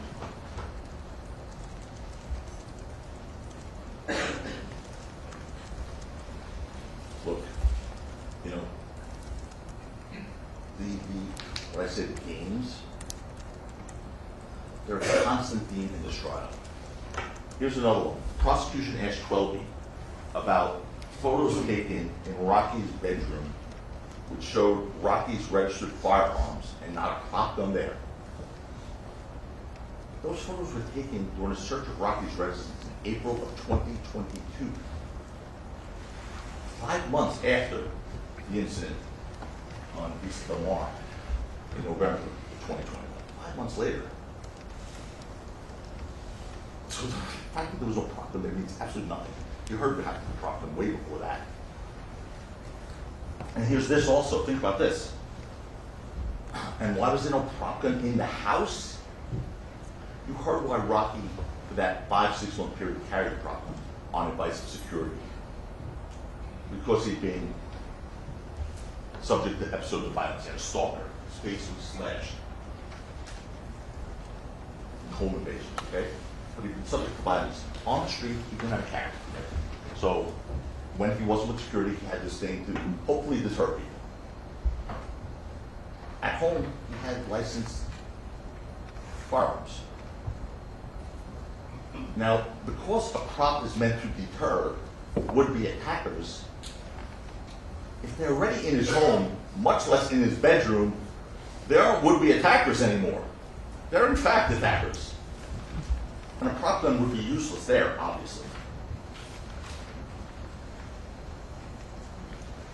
Also with the registered guns found in Rocky's house, I asked Detective Flores if they were legally registered to Rocky, and they objected. They objected to that question. Well, that's an improper argument. Sustained. Well, those in fact were registered to Rocky. Legal. Others were registered to Lou. Legal.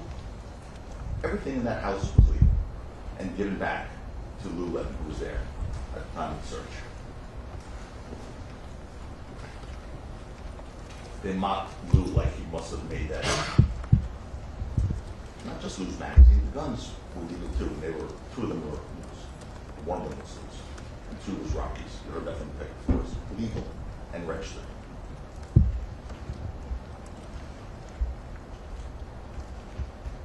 Detective Flores made it clear that the weapons found in Rocky's home were legal.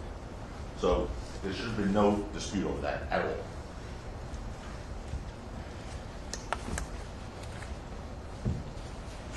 Search for the truth is what this should be about. I'm trying to win at all costs. It's not a game. It's not a game, certainly for him and his family. It's not a game. In fact, prosecution did absolutely nothing, ladies and gentlemen, to impeach the testimony of Crowley. Nothing. Yeah, he got loud and yelled at them a little. But saying liar, liar, pants on fire is not impeachment.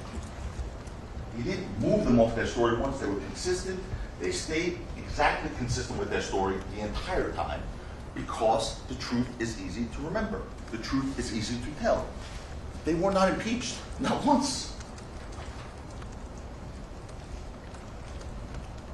The fact of the matter is, by the way, it wasn't for lack of trying. I mean, they were yelled at, they were berated. I mean, at one point, 12 spoke a dialect from his upbringing, from the street where he's from. And he said this thing, and I personally think he's one of the nicest guys I've ever seen. He said this thing where he's like, "You feel me? You feel me?" That was just a matter of speaking. But Mr. Lewin had to take that. Say, "No, I don't feel you. I don't really mean I feel you. I can't feel you." It's an improper argument. No. Overruled.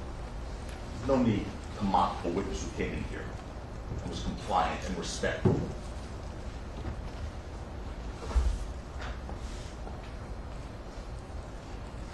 No, they were grilled both 12 weeks, and they were grilled about many, many things, including the financial motives of being here.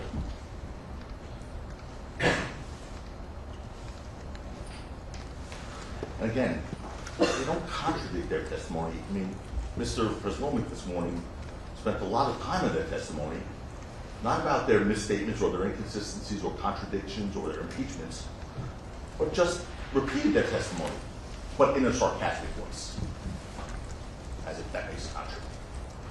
That's not proof. That's definitely not proof beyond reasonable doubt. So anyway, the financial motive that they were both crushed on in their cross-examinations, Twelby and Lou. Twelby said zero. He made zero from him. For Rocky, nothing. He's got his own career, actually, pretty well. Lou said he makes a portion of his salary for Rocky, and he does, and he loves Rocky. They both love Rocky. So no one's trying to pretend they appear as unbiased with us. They love him. But it's an interesting thing, though, that they were so concerned about his both of their financial motives. Not once did the prosecution take issue with the fact that their own witness, Relly, was here because of his financial motivation, and only his financial motivation. A $30 million financial motivation. But they're asking Lou Levin, don't you get 20% of your salary from him? Or that poor IT guy who had to fly from Paris to get it. You made $20,000 last year from him, huh? I mean, that guy's looking $30 million for that. No disgrace. By the way, if Relly got his $30 million that he wanted, that he said repeatedly, they'd have no witness in this case, as you now know, because he'd be on an island somewhere relaxing while they were searching for him. Instead, Relly wants to use law enforcement as a money collector,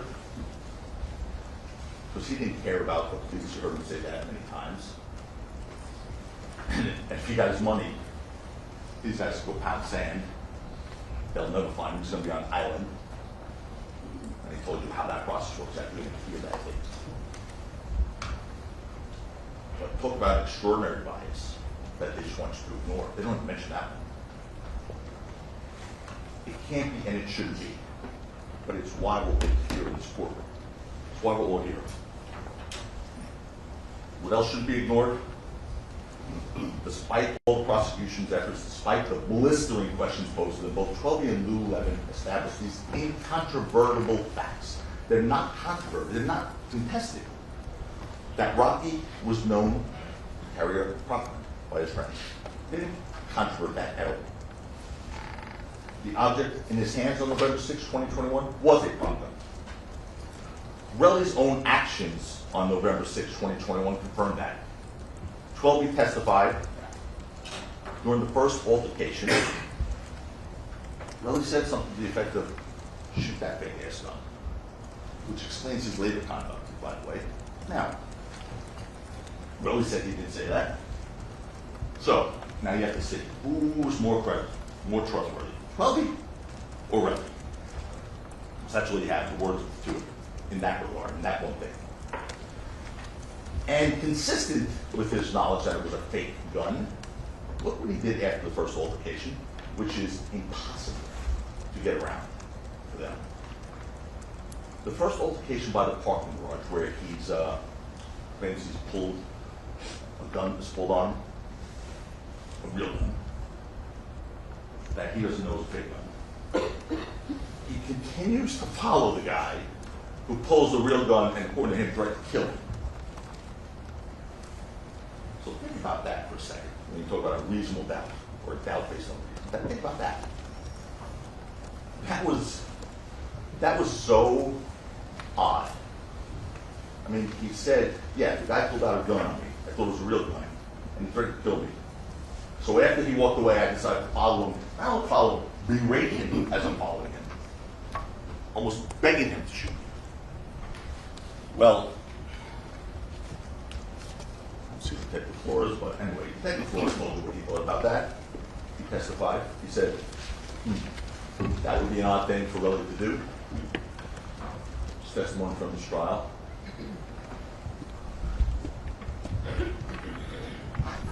Mr. Efron, on December 2021, you asked him why he continued to follow Mr. Mayers if he knew he had a gun, right? Answer, yes, Detective Flores. Question, because according to you, you told him that would seem to be an odd thing to do, right? Or odd thing to do, I didn't say right. And Detective Flores said yes. Of course it's an odd thing to do if you know it's a real gun. Not so much an odd thing to do if you think it's a fake gun or a prop gun.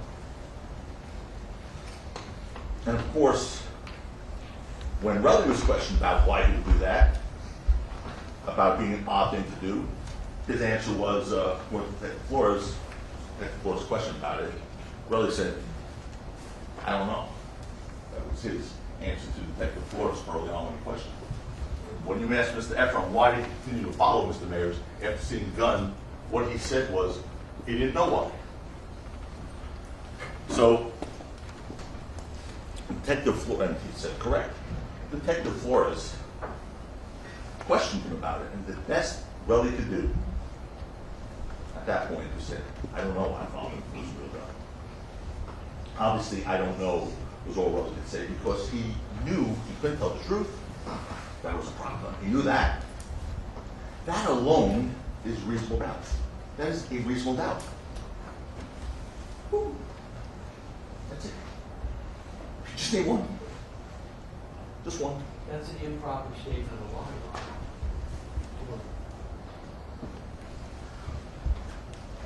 In fact, the lack of evidence further shows that this was a prop. And you heard that the police found absolutely no evidence of a shooting at the scene whatsoever. Officer Zizzo told you that there was no sign of a shooting, there was no blood, no bullet holes, no shell casings, no physical evidence at all.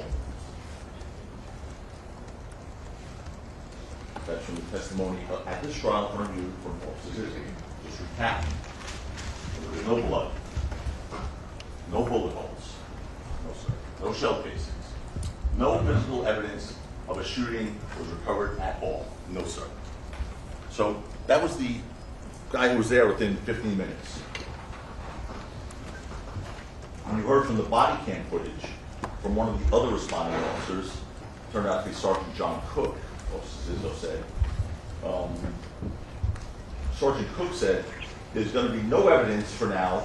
We have no victims, no hits, no evidence. That's the sergeant. Body cam footage, that's Officer Zizzo's testimony.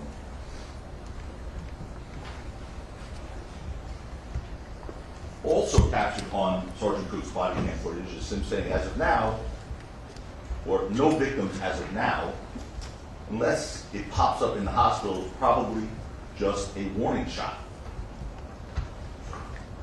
That's the testimony in front of you all in this trial. Again, so no victims as of now, unless it pops up in the hospital, is probably just a warning shot, right? That's what he said. Sergeant Zizzo said to us. Well, Sergeant Cook was close. It was actually 2 warning shots from the prop gun. Ladies and gentlemen, the prosecution cannot prove otherwise beyond a reasonable doubt. They cannot. Beyond a reasonable doubt. Not without Relly being totally believable. Not without Relly being totally believable. And he is not worth it, believe. I don't think I need to spend much time arguing that. That's why, in addition to asking him about November 6th, 2021, which we spent some time doing, we spent so much time questioning him about his credibility. And I'm sorry he was on the witness stand for 5 days. The reason he was on the witness stand for 5 days, I was only 2 total days with him. But the reason he was here that long is because he didn't answer questions. Like, the questions had to be asked on cross anyway. 3, 4 times, the judge had to get involved. That's why he was here so long. Well, because without him, when he questioned his credibility, it's not because I was having fun speaking to him. I wasn't. But when you question his credibility, it's because his credibility is at issue. Because without him and his credible testimony, the prosecution has zero evidence of a shooting. They even had to prove, they had zero evidence to prove that it was an operable gun, let alone a shooting. Consider that. What's the prosecution's evidence that the object in Rocky's hand on November 6, 2021 was not a prop gun? What's their evidence? Relly's shell casings, get to those. Relly's knuckle scrapes, and the videos from the parking garage at 1616 Vista Del Mar and 6200 Hollywood Boulevard. But remember what Detective Flores said about those videos. First, he said, there's no evidence from 1616 Vista Del Mar of an actual gun being discharged. I asked him that question, and he said, correct. From that view by itself, no. Well, that's the only view we have of 1616 Vista Del Mar, that video. And they're all there, and it's all blatant. Then, second, I said the only time you could see a gun in any video was the parking garage video. And in that one, you can't tell if it's operable, whether it's an operable gun, a real gun or not, right, Detective Flores? And he was honest. You first cited the fact the gun was displayed, right? Which you already told this jury that the gun that was displayed, the only time you could see a gun in any video was the parking garage video, correct? You already told this jury, by that video, you can't tell if it's operable, right? Correct. So if he can't tell it's operable, how are you supposed to do it? Detective Flores can't tell you it's operable, how are you supposed to tell it's operable? You have to believe Relly's story. All of it. And his credibility.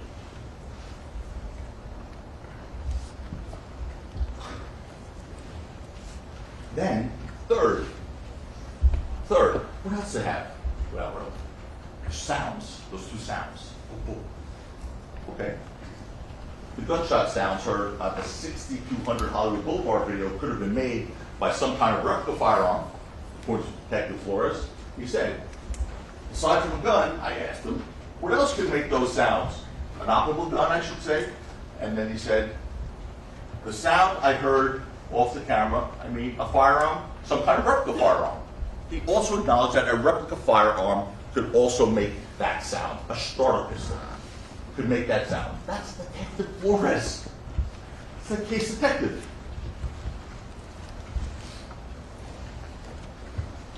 Let that sink in for a moment, folks. Please.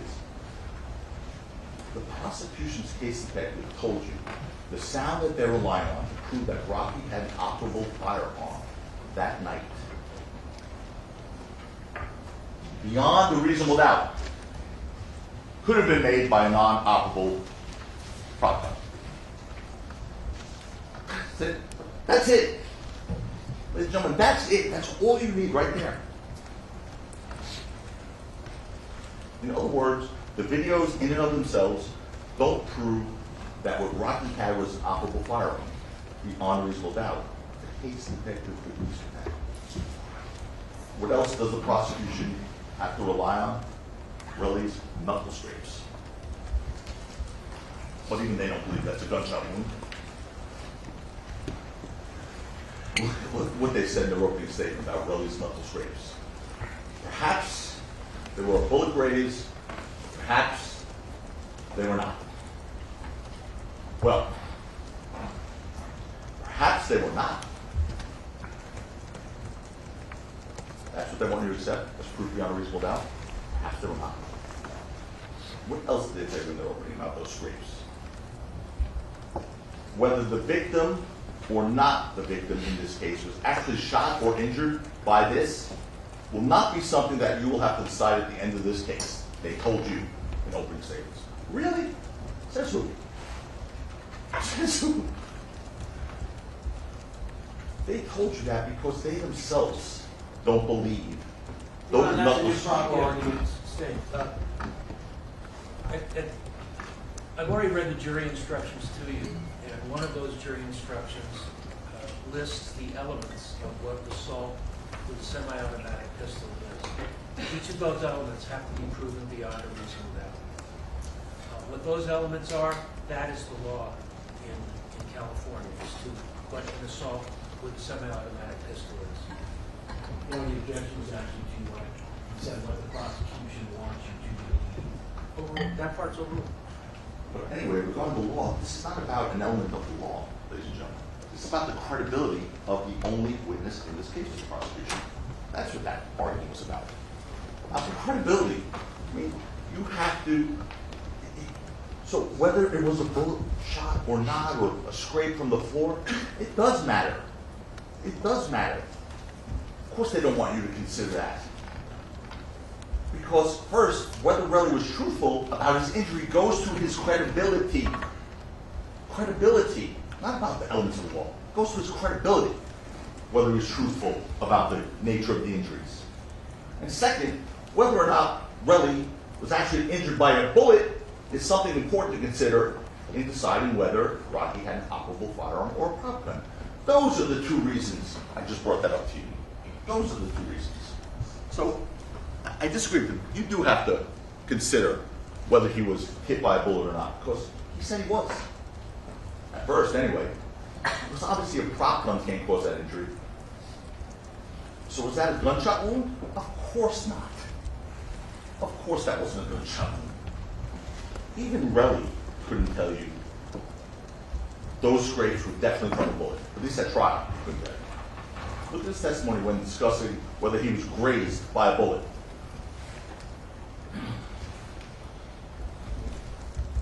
I guess whatever is left from the bullet or the floor or whatever, I don't know. I can't see. Okay. So, it's either what was left from the bullet or the floor. Well, I guess it could have been the floor. I don't know. I can't see. That's not what he said in his lawsuit. Lawsuit, he said he was shot. And he wants $30 million because he was shot.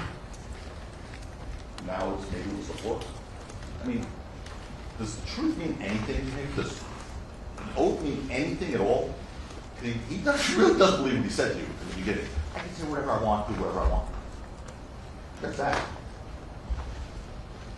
And that's what they want you to accept as truth beyond a reasonable doubt issue. Relly said it could have been the floor. Of course it was the floor. When he was punching Hills, of course it wasn't the floor. It's on his left hand. Relly said he was left. But regardless, there's no bullet in the world that could have done that. I mean, think about it. It scrapes the top of one knuckle, does a bit of a dive to the second knuckle, does a real deep dive to that third knuckle, and then scoots along. And that would be one heck of a magic bullet to do that. Just looking at those knuckle scrapes, no one has to be an expert in anything. You know, they are not from a bullet. You want to put them up or something? Yeah.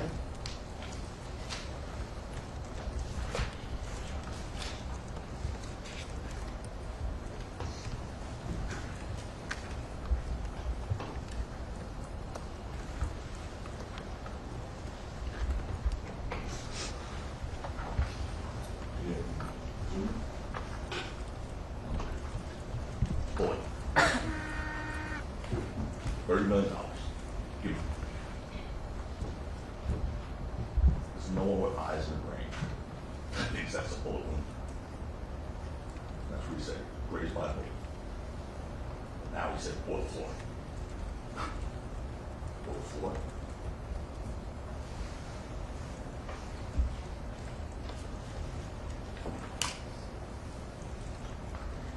I mean, he still brought a lawsuit against Rocky, claiming he required necessary medical attention from that bullet wound. Bullet wound, like he said.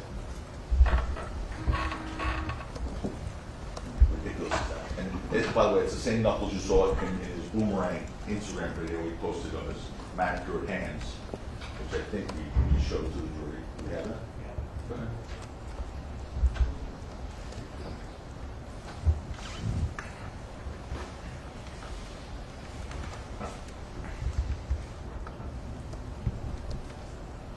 That's a permanent injury that only $30 million would take care of.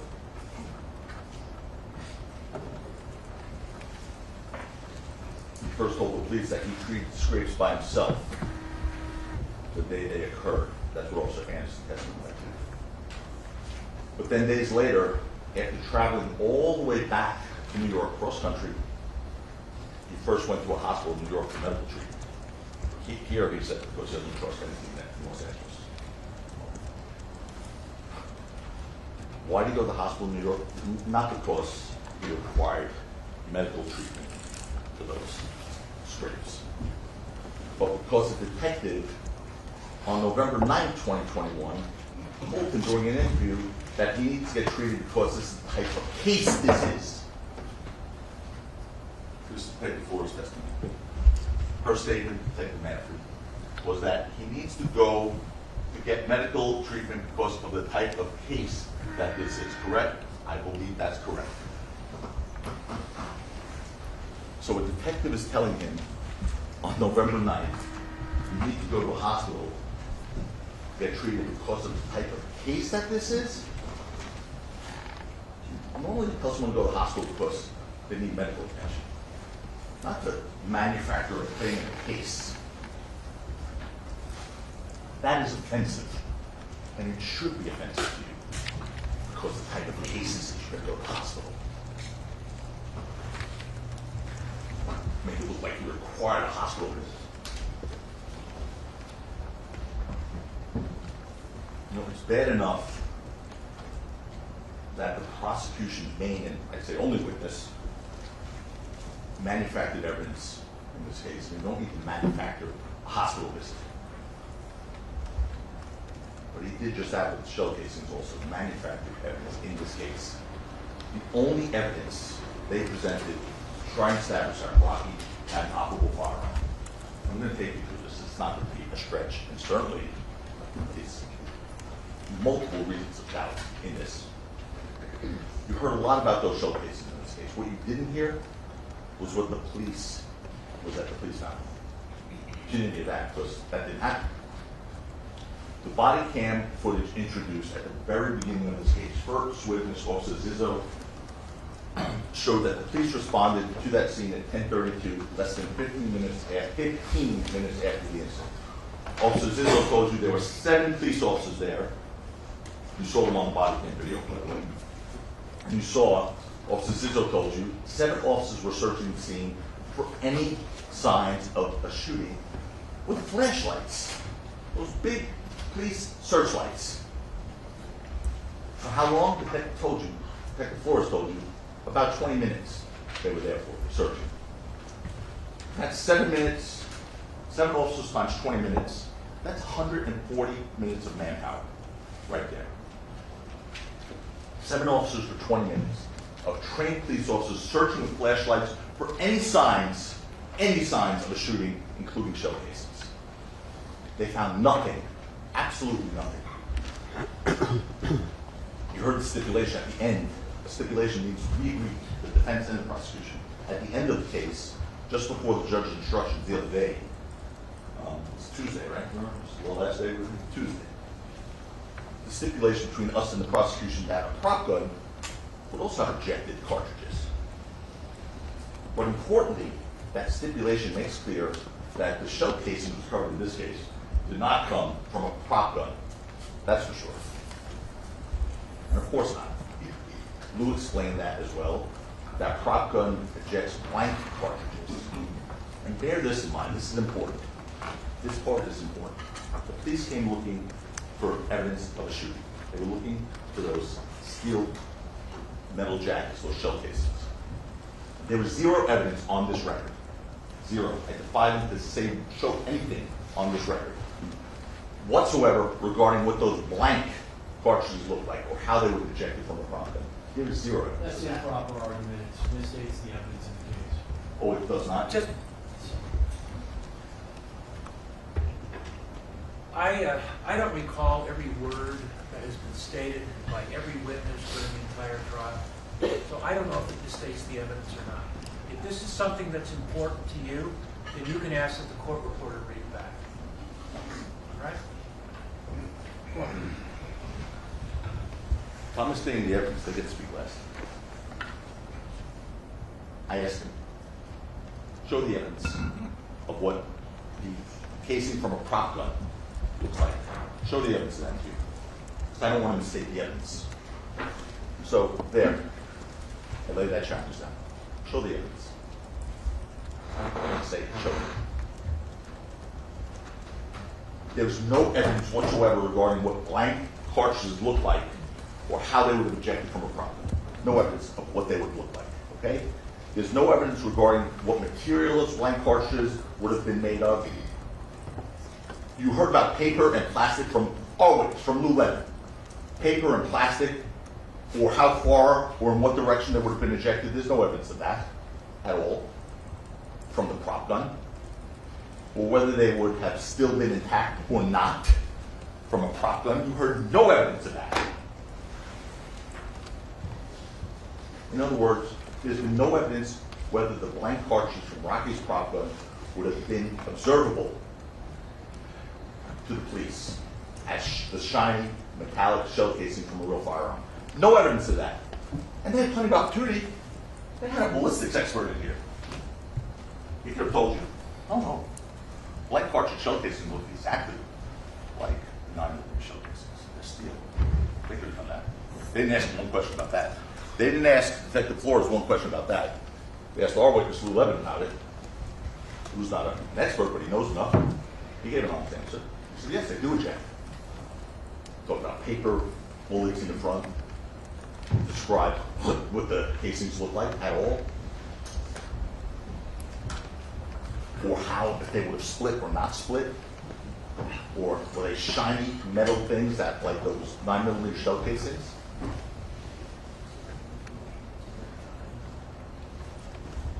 In any event, the police found nothing, no evidence of a shooting whatsoever, no bullet holes, no blood, no damage to any one of those cars, which would have almost been impossible. No damage to any one of those cars in the parking lot right there. And of course, no shell casings. This bears emphasis. The police found no shell casings whatsoever in 140 minutes worth of combined searching with searchlights. But really, I want you to believe he found it by himself with a cell phone flashlight in 2 to 3 minutes. An hour and a half later. Flies in the face of common sense. It defies reason. And what does the prosecution do to try and get around that devastating fact in their case? They suggest that the police didn't know where to look. They actually asked, officers, is it possible to use the shell casings? As you sit here, can you say to a certainty, that's them questioning their witness. Can you say to a certainty that there was not a fired cartridge case in that street on Beast Hill? Answer, I can't say. I may have missed something. It's possible.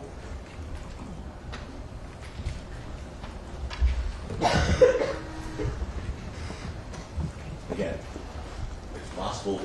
We've already discussed jury selection, what you were being promised about, never hearing that word here. They broke that promise on the very first witness. Possible is not proof beyond a reasonable doubt, but neither is their exercise trying to excuse the officers possibly looking in the wrong place. Possibly looking in the wrong place. They actually told you in their opening statement that the officers didn't know exactly where to look. They said that in their opening statement. They didn't know exactly where to look. But the one problem with that excuse is there's a video. There's a video and body cam footage that show the police in the location exactly where to look. Exactly where to look. Here's the side-by-side images.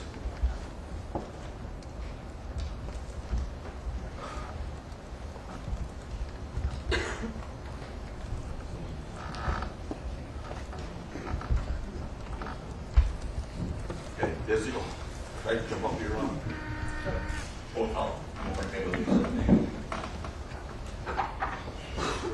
see? Am I blocking anyone? Yeah. Okay, so here's the officer searching right there. There's that orange wall I keep saying. This is where it will happen, right here, and they're searching right there with these flashlights. Now there's this person who really first swore was him, to you all, he swore was him, at 11:09, and then said it wasn't him, but it was him first. But some news coming back here at 11:09, right across that orange wall where they're searching. Anyway, you also know this is where the tussling happened and the prop gun was shot. Do we have a shot of from the video where that was? Or do you have to do that? Yes. We'll do that later. But anyway, you remember the wall here, and we'll show it's near the corner of Vista Del Mar and Selma. And this is where, at one point, you saw 12 run into. It's what happened right here. They're looking in the exact right spot. And we didn't know where to look. They actually said that, you know, they had these videos. They're their videos.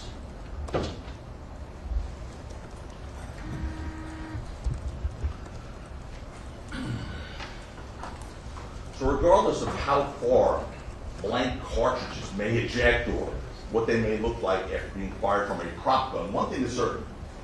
The police searched that exact same location that Relly said he was at on that video when he returned to the scene, or now he didn't return to the scene because apparently now there's no evidence that he returned to the scene at all. Thanks. Well, I was in trouble, it's just a sign of break. So. 5 minutes.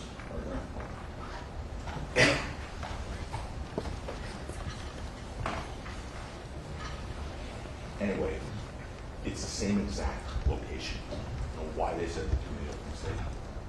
They didn't know what location was. They were there. And he got lucky because they hit the exact spot where Relly, Rocking Hills could be seen at the moment of the shot. Police didn't find Relly showcase. Impossible for them to miss that. 7 officers, 20 minutes, searchlights. Impossible. Those were not there 15 minutes after this event. They were not there. So what does the prosecution do? And Relly then, what does he do? They change their story and say now, maybe that wasn't actually Relly on video after all. They did it right here in front of you. That was all right in front of you in 2025. Because in the first part of his testimony, and I wasn't even involved yet, that was all Mr. Brzlomic, he said, yes, that's me, 1109 guy. That's me. Yes. And Mr. Brzlomic, you sure? I'm sure. Well, you know, weren't you wearing a black hoodie before and that looks like a white hoodie? Yeah, I probably went and changed. So Brzlomic had to impeach his own witness. And you'll see what happens. Once again, they say possibly. There was possibly additional. So the solution to that now being him now, because he swore he came back. So I asked Detective Flores, was this guys? Oh, this is Relly's testimony. Okay. Right, that's where he said, yeah, that's me. Okay, I just said all that to you, but there it is in the transcript, just in case I thought I was just picking that up at a whole cloth. I said, yeah, I'm sure.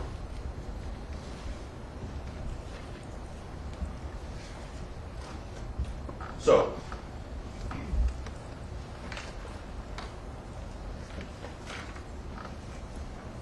they said, just to you just now, shocked a little bit by this one, I was shocked by this one, that I made a mistake to you in my opening by saying that was Relly.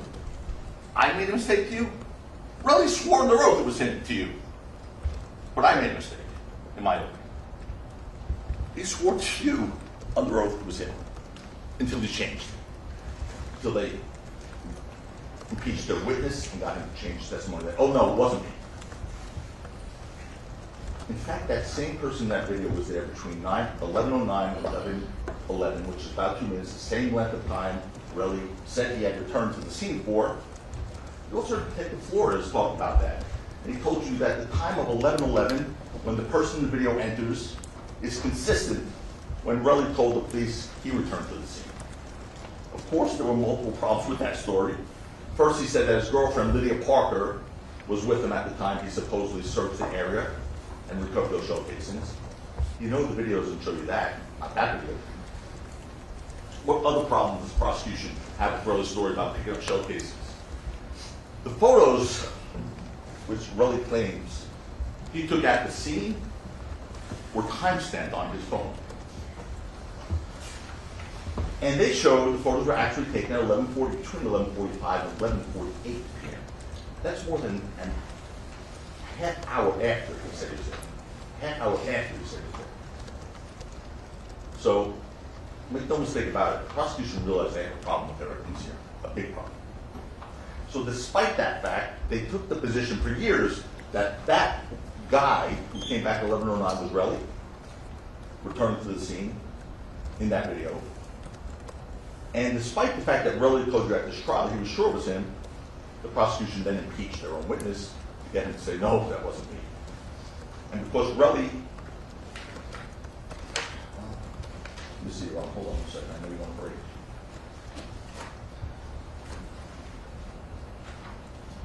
Maybe about 5 more minutes, so we want to stop now. No, Okay. 2:45 is when we break. Yeah, let's do it now.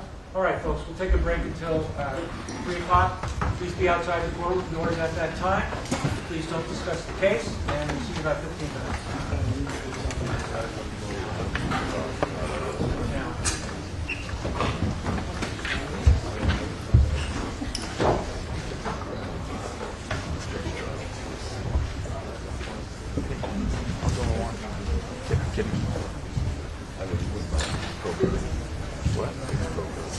You're playing something.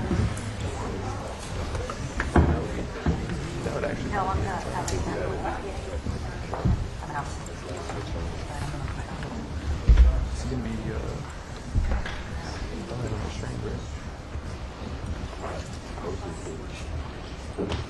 I don't know how that's.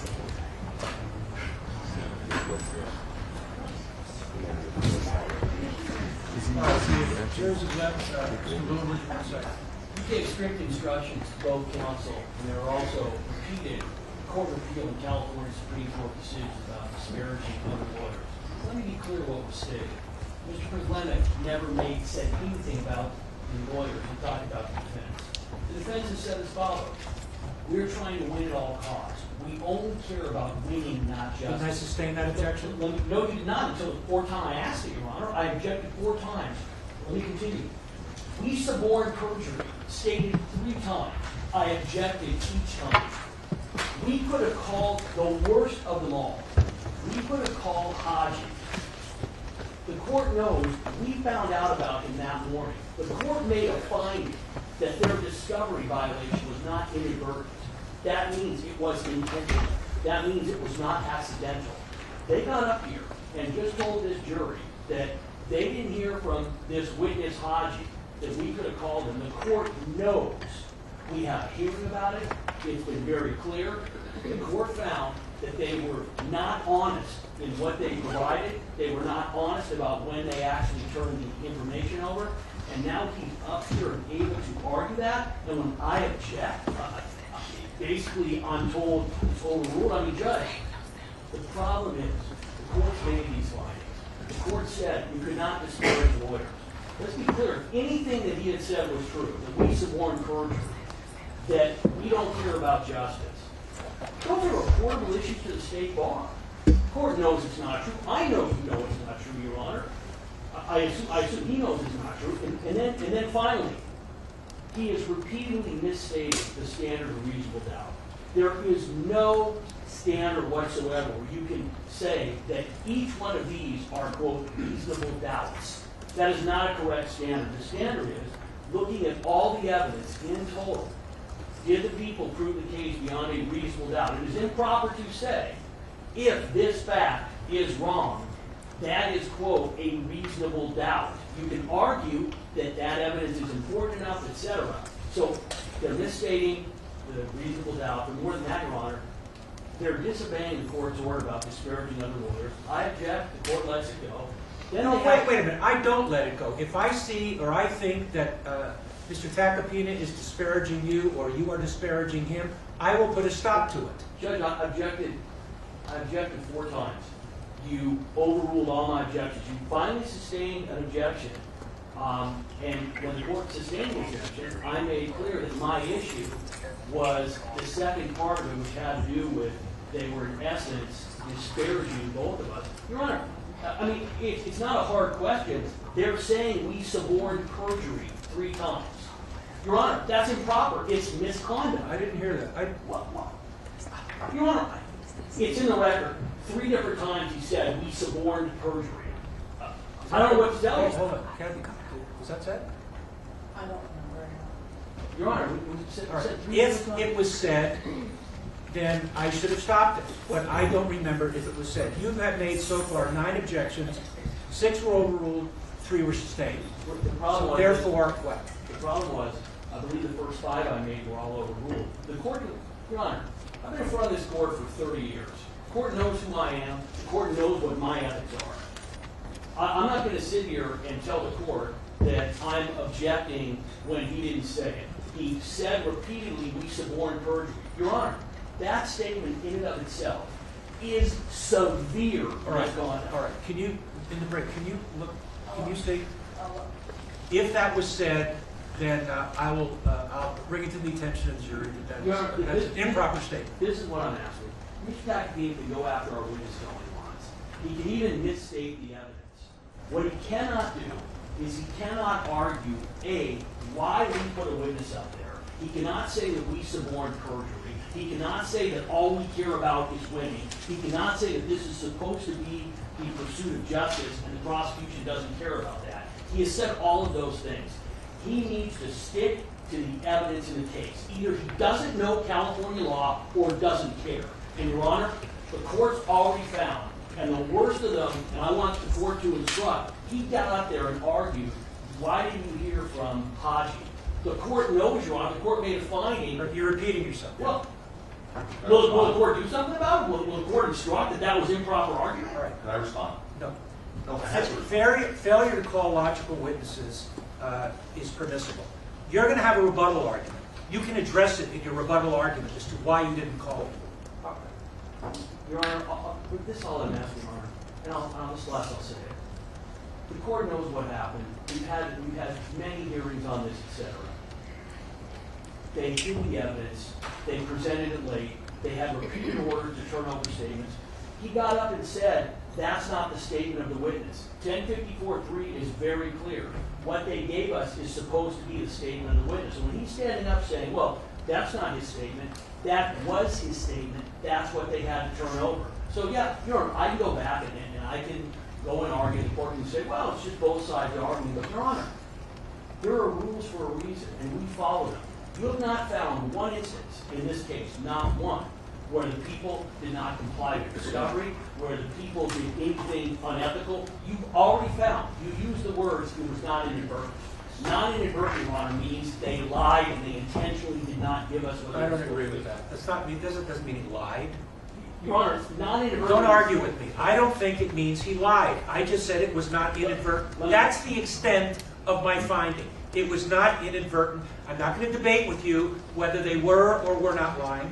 I don't believe it was a lie. I want to give the court reporter a break, and we'll take a break until 3. Wait. I'll give for. I have to just respond to a few things. But there's a record here. One thing I don't want to upset the court, so we can do it. You're not going to upset me. No, I'll be quick. I don't want to give her a break. I'm sorry. But there were some things that were said that were just wrong. First of all, they called our witnesses liars in their summation. So I'm calling their witnesses a liar, which he admitted to being, by the way. So I mean, if our witnesses are lying, and I put them up there, obviously they're saying we came up with this Tottenham story. So they're saying I object, and they say I'm supporting her. That's what they're saying. Number one. Number two, I can't say that they want to win at all costs. That's an argument. I think I can say that. I don't think that's an improper argument. If you say it is, I won't say it again. But the other thing, Your Honor, I didn't argue that that wasn't a statement. I said it's not a sworn statement of 12B, and it's not a recorded statement. I said it's a summary. I'm accurately describing it. It is a summary. I'm just going through what I said. They disparaged our entire defense, mocked it. So I'm giving them a little bit back. I don't think I'm doing something. You want to interrupt him when he didn't interrupt you?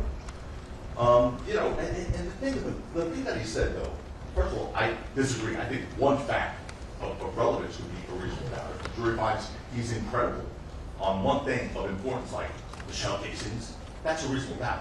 If they so choose, it's up to them to decide what a reasonable doubt is. That could cause them to find not guilty. That's up to them. But it certainly is an argument that can be made. They can say, no, it's not a reasonable doubt. But I can make that It's fair argument. comment. I know. It's fair. But the last thing, I think Mr. Lewin's hearing failed me for a second. Because the one thing, because I know he said he has an issue with it, the one thing I never said was they could have called Haji. I wouldn't do that. I didn't say that. They could check the record. What I said was they spoke to him that morning. They had a recording of Haji. That was brought out to Lululemon. I said, if Lululemon was inconsistent with Haji, we would have heard the tape. I didn't say they could have called Haji. I defied them to show me where I said that. I would never have said that. We could have called Haji. He wasn't willing to come. So I never said that. I just simply said what was on the record. All right. Anyway. If it was said, Mr. Lewin can address it tomorrow. If it wasn't said, It wasn't. then there's nothing to address. And- All right, we're off the record. I want to give Kathy a break. But can you find?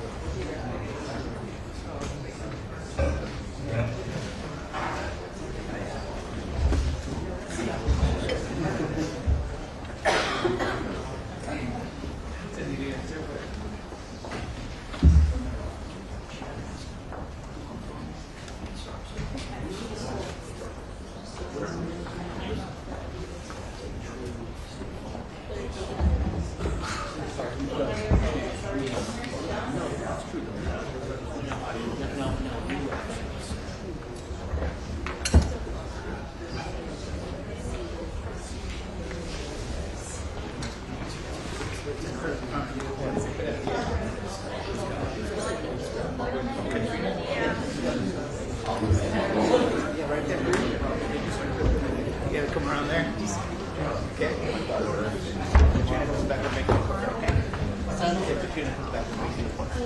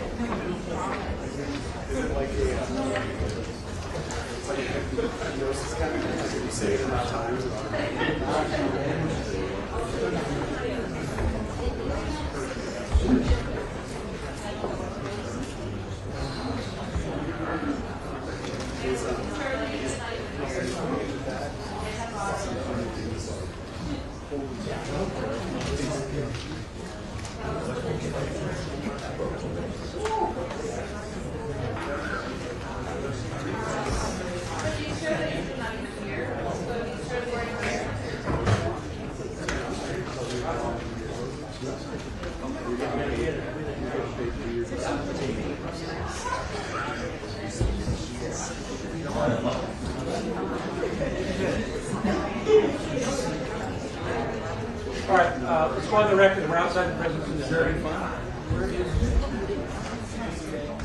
Yes.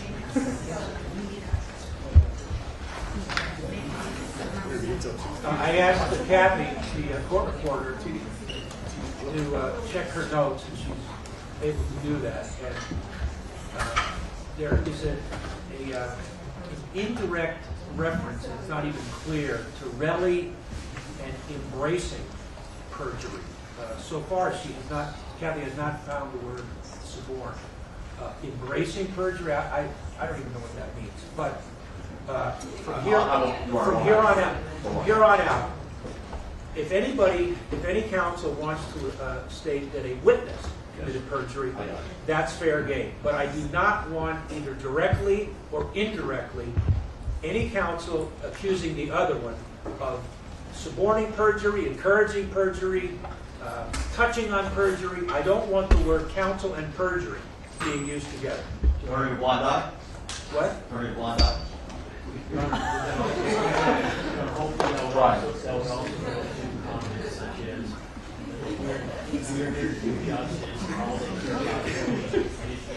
It's improper. It's not only untrue, it's improper.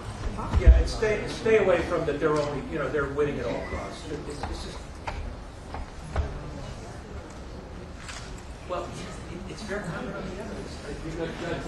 They can say about the evidence, they cannot say prosecution is all they hear about is winning their cases. All they don't care about justice. That there's authority that says that is. Yeah, no, that's okay. The judge, Stay away from that. you don't believe it's true. No, I don't, and I know it's not. That's All right, so stay away from what the prosecutor's motives are. Talk about the witnesses. Don't talk about the prosecution's motive. And when Mr. Lewin speaks, you're not to talk about the motives of Mr. Tacopina or Mr. Segal. Joe, you're free. You're free to even comment on, hey, they didn't call this witness, etc. Just not that extra step. All right. Well, my explanation will be much shorter now. What's that? My explanation will be much shorter now, so. I doubt it. Let's bring it here.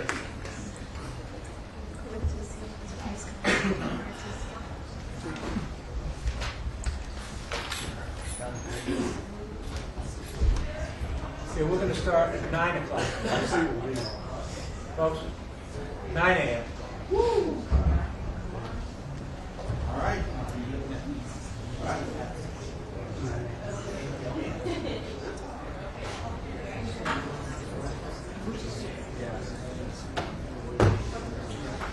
Third one.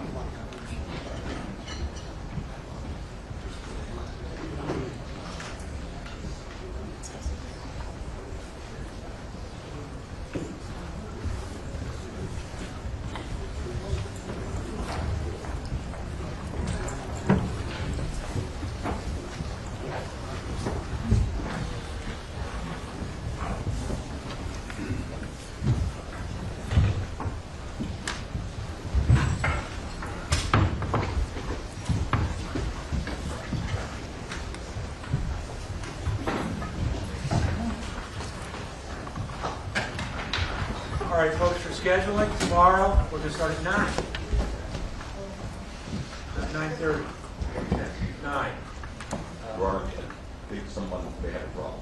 Who's got a problem with 9? Aside from me? Aside from me? Yes, Oh, sorry. I don't have a problem. I'm not sure that I can make it by 9. I mean, I have to drop off my kids in the Oh. morning, so I come right after. Can you do your best? Yeah, of course. All right, I'm gonna order everybody to be here at 9, but try to get here at 9, but if, you're late, you're late, so I understand. Dropping off your kids is important. So, be here at 9-ish. Okay? All right. We're back on the record of parties and council observers are present. Mr. Tackapino. Okay, folks, so I think we left off when I was discussing with you all the whole notion of the person who used to be Relly is not Relly anymore, apparently, who came back at 11:09 to the scene to retrieve shell casings. Now, again, story changed. Ultimately, he said it wasn't him, so some mystery man showed up at the scene at 11:09, apparently. But one of two things happened here. Either that really was Relly, like you first said on the video, coming back at 11:09, staying for 2 minutes, returned to the scene, and he lied, of course, then about being there with his girlfriend, if that was him, and about taking photos of the shell casings while there, because those photos weren't taken until 11:45. Or the prosecution has absolutely no evidence whatsoever that he ever returned to the scene. Ever. Whichever one you choose, the prosecution has no evidence at all that Relly actually recovered those shell casings from the scene. He could have called his girlfriend, Miss Parker, to back up his claim. Yes. She was probably busy doing what she does, but she didn't show up. Their burden to corroborate it with witnesses. I mean, the word of Relly, I think, is fair to question. There are a lot of things in this case that are going to be easy to corroborate of his word, if they're true. I'm going to show you a little list. Those sort of cool I put together, but not yet. But there is no corroboration, and they couldn't have. Lydia Parker could come in here and say, "Yes, I went back with him. We found 2 shell cases." She's still his girlfriend, apparently. No evidence whatsoever that he took the shell casing off the scene. While on that point, by the way, the photos taken with Relly's iPhone of the alleged shell casing, allegedly taken at the scene, but not until 11:45, an hour and a half afterwards, they had time date stamps on them. But what you didn't see from the prosecution was the GPS location data for those digital photos on Relly's phone. Why? I mean, they didn't show you, what else they didn't show you was GPS location data from Relly's iPhone to show you where Relly was on November 6, 2021. That would solve a lot of mysteries here. It's not like they couldn't have done it. GPS location data from Relly's iPhone, which they had. That would have answered all the questions. Could have corroborated it or not.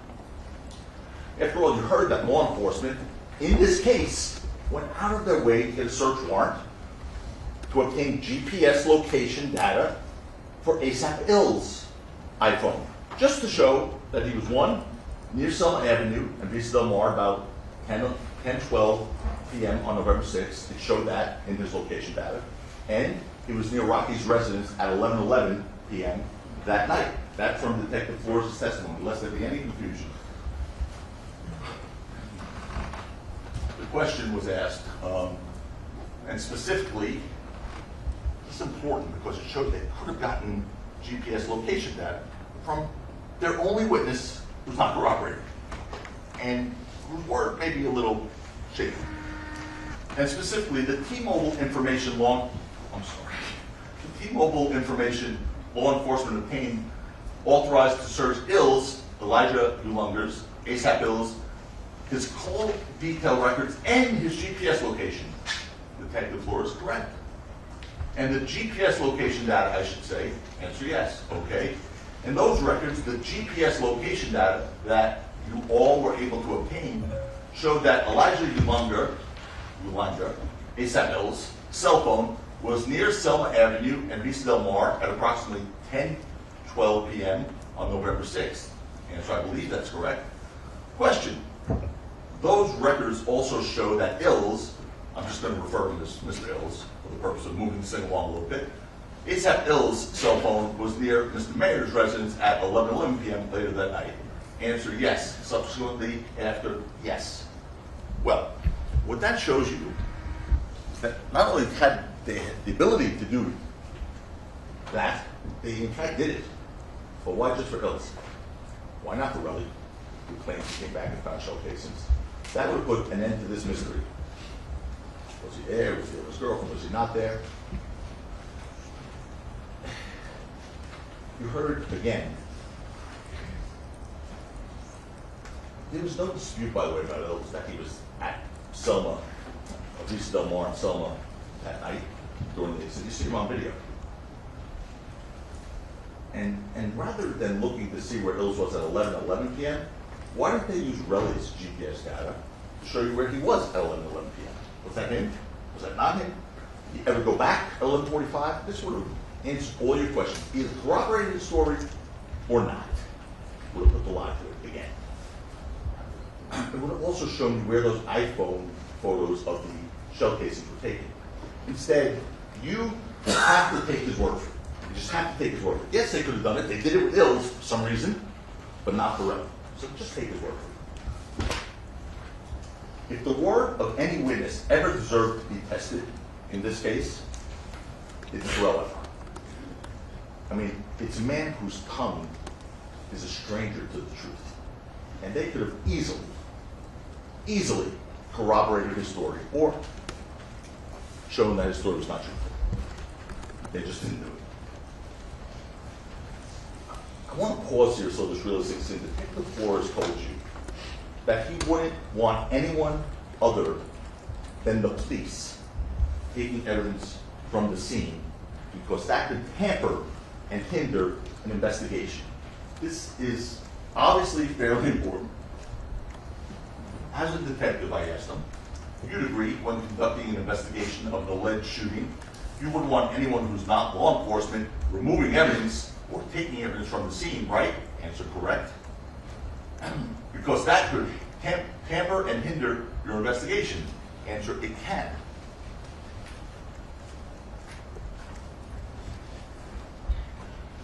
And that makes sense, because once evidence is contaminated, once an alleged crime scene is contaminated, there's no way to undo that. No way. You never get a second chance at it. If you want reliable information from a scene, it cannot be tampered with, it cannot be staged. If it's staged, it's useless. It's pointless to review it, because whatever you see, you have to reject it. You have to. And that's exactly what Relly says he did here. And that's why it was even more important for the detectives to test his word by looking to corroborate it, but they never did that. To be clear, the prosecution just wants you to take Relly's word that he found shell casings at the scene. That's it, just take his word. After all, they presented to you nothing to corroborate it when they easily could have. And just ask yourselves, if Lydia Parker, Mr. Relly's girlfriend, could readily corroborate his claim, don't you take the word heard from her? The fact is, Relly didn't want her anywhere near the storeroom. Anywhere near the storeroom. Remember when I showed him a picture of Miss Parker, his girlfriend? And I said, is that your girlfriend? He said, I don't know. Is this Miss Parker? You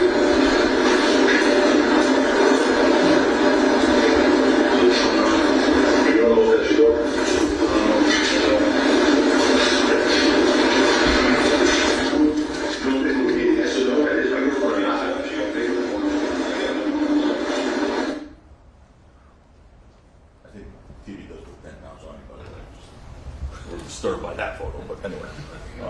back to more important things. What he just said was, I don't know if that's my girlfriend. I'm just, anything he tells the truth about? I don't know if that's my girlfriend. That's not an I don't know. That's either yes or no. He couldn't recognize his girlfriend at one point. He said, oh, because she had makeup on. I mean, we're not talking about clown makeup, right? I mean, she literally said, I don't know if that's my girlfriend. Why lie about that? Aside from his name, I don't even know if that's really his name. Did he not lie about anything in this case?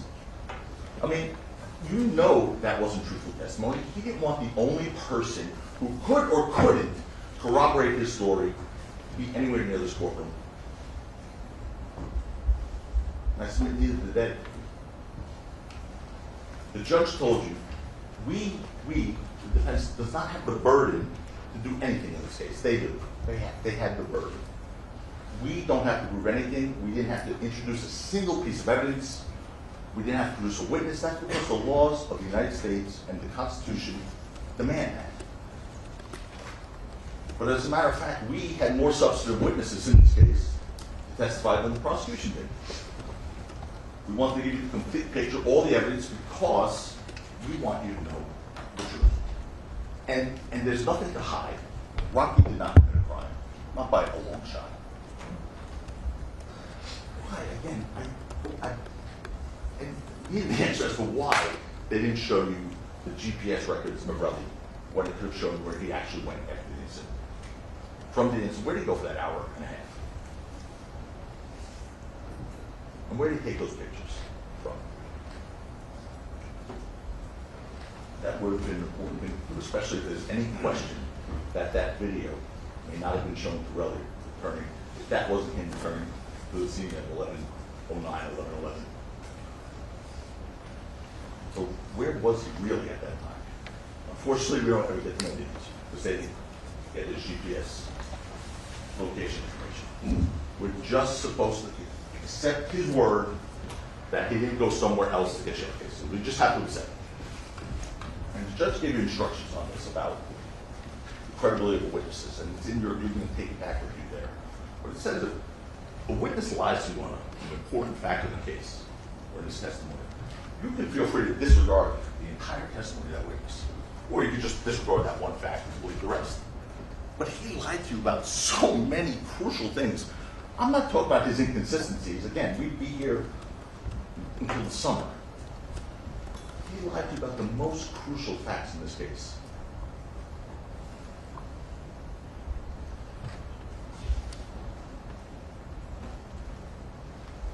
You know, by the way, this is not someone who's uncomfortable around guns. You heard he owns a 9, he posted those pictures on the Instagram. His 9mm sticking out of his waist, he said. You heard he owns a 9mm semi-automatic. We've never seen proof for where he actually obtained it. Second, he blatantly lied about his access to the 9mm showcases in Los Angeles. That's another account of perjury. And that was a big one. And we have to talk about this. We have to spend a little time on this one, because what happened there was very crucial. He lied about having access to 9mm showcases 2 weeks before the incident on November 6th. He lied to all. He lied about being in Los Angeles. He lied about having access to showcases. He lied about shooting. I'm going to show it to you. This next episode is not even one lie or one perjury event. It was like a perjury miniseries, this next one. It was unbelievable. One lie piled onto the next one, onto the next one. He got caught with that, then he went to another. It really was a glorious training. And you're going to see it. I mean, I asked him first if he fired a 9mm weapon before November 6, 2021. Sort of an important fact. Because we mean he had access to the 9mm showcases. First he said, no, absolutely not. Then I wanted to make sure, I wanted to almost help him give me the truthful answer. I said, well, how about at a shooting range a few weeks before November 6th? Did you fire a 9mm at a shooting range? Right, tip him off on November 6th, 2021. He said, definitely not. And I repeat, I said, definitely not? And he got all belligerent with me. He says, "You heard me. Definitely not. I didn't even own a firearm," he said. "I only got my firearm license a year and a half later." Listen. But soon, closer to the time of the incident, on November 6th of 2021, a few weeks before November 6th, 2021,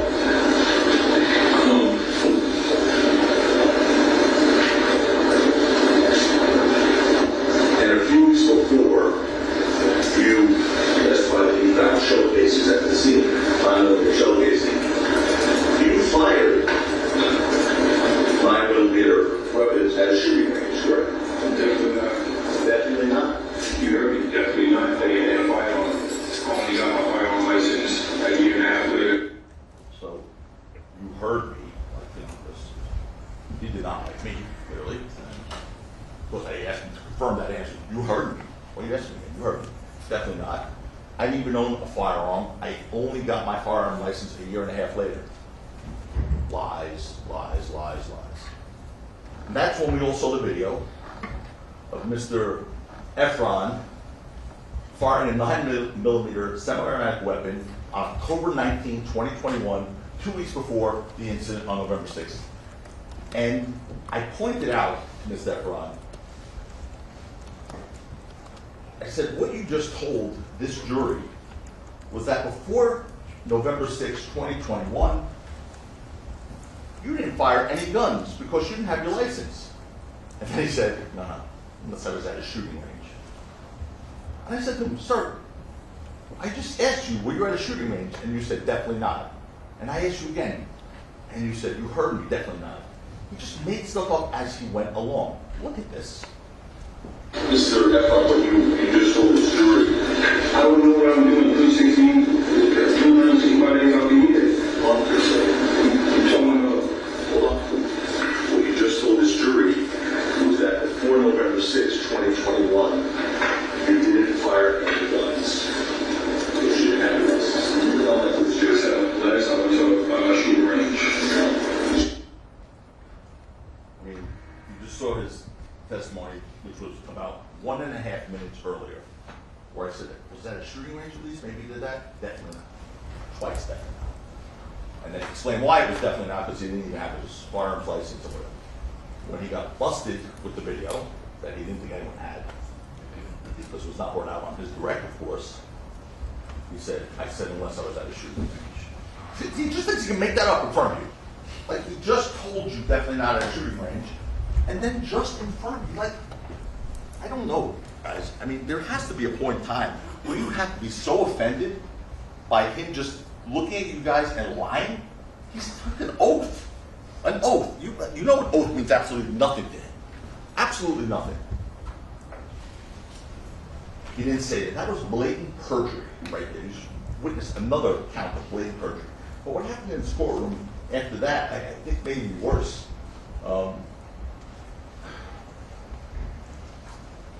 After, you're going to see it, what happened.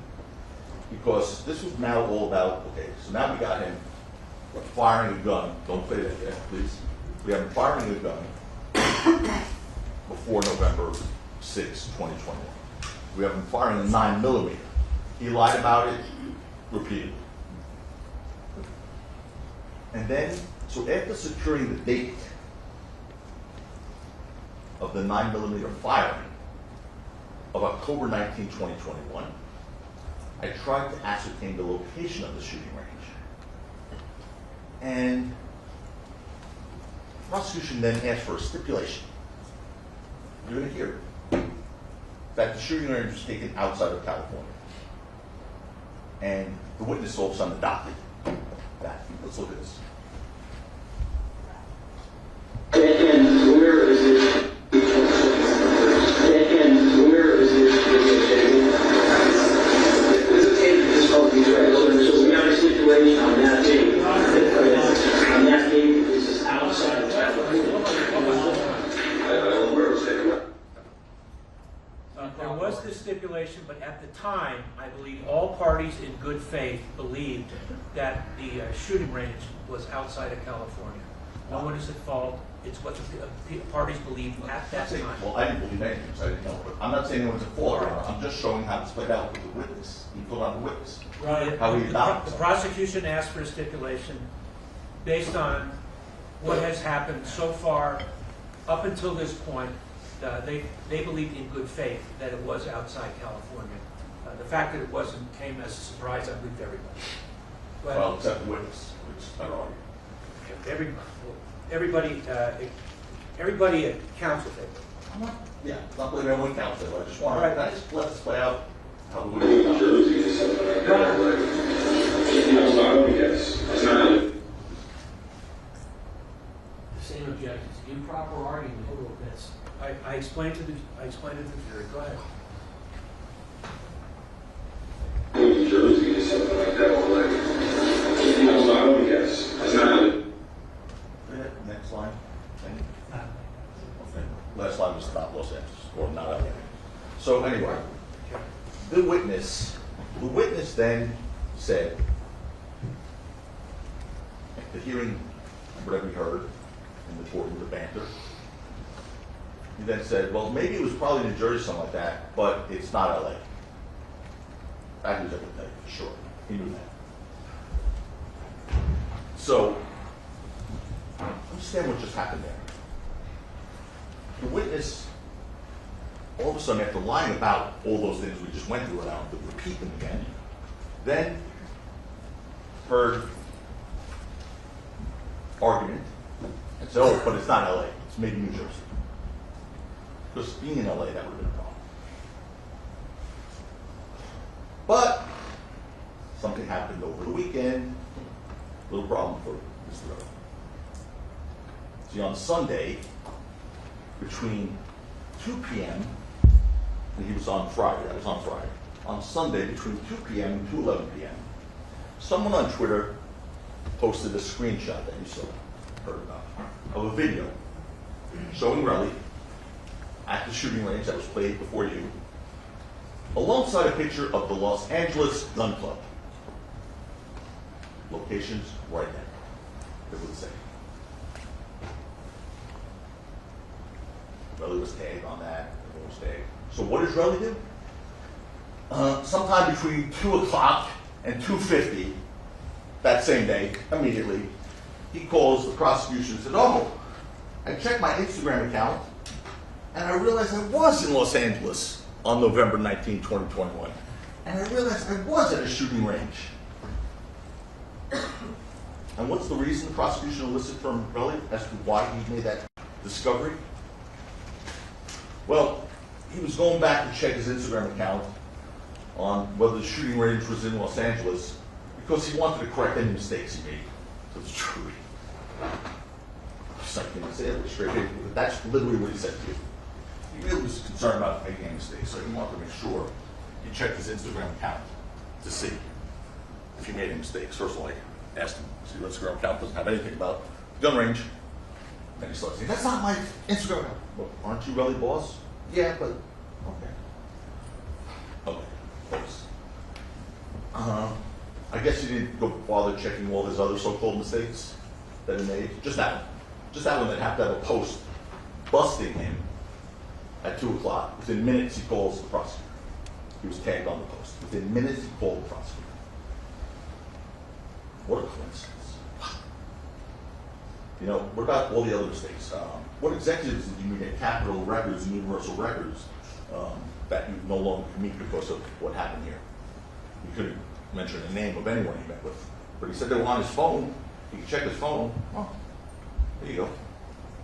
He was checking his phone to correct the record here. That didn't happen. How about the Miami property, Mr. Relly, that you invested in? I mean, last year, it was only last year, sir. You invested in Miami property. You posted on your Instagram. I asked him, which property in Miami did you invest in? I don't remember which property. Why? I mean, no one invests in property doesn't remember which property. Unless you're a gazillionaire, and that doesn't matter. And he's not. And then I asked him, well, how much did you invest in the property? I don't remember. He didn't go back and check that. So remember that, just remember that one, how that all played out here. when considering his credibility. Really told you, just like that. There's so many things, the Miami robbery thing, that was just nonsense. But this was horrific. He got caught lying. It's made in New Jersey, definitely not LA. Well, I went back and checked, it's definitely LA. That's clear perjury. So you know he didn't check his Instagram account, wanted to correct a mistake about whether the shooting range was in LA. That wasn't truthful testimony. You've seen him testify in this courtroom. The witness who told you, when he said definitely not, he was committing perjury, because that was his then answer. He cleared that up. I'm going to show you this in a second. When he said definitely not to me, I questioned him. I said, you said definitely not. Because then he got busted with the Twitter thing. And he said, well, yeah, I just made that up because I didn't want to answer any of my questions, any of your questions anymore. He literally said to you, he just lied under oath on a very important fact, like whether he had access to 9mm shell casings, because he was tired of answering my questions. I'm just going to lie to you. Draw testimony on this topic. It's where just a few minutes ago. Okay. Okay. Yes, I did. Okay. You said yes? Yes. Did you look like you were confused by that question at all when you said definitely not? I'm to be honest, I just wanted to stop talking to you. So, you look like you were confused by that question because he said he was confused by that all of a sudden now. When you said definitely not, I didn't shoot a 9mm at a shooting range before November 6th. Definitely not. So you look like you're confused. Then she goes, to be honest, oh, there we go. There's a watershed moment. To be honest with you, I just want to stop talking to you, so I just said, Jesus. Just give me my $30 million and let's get this over with. He just told you to perjure himself. But you should believe him without corroboration.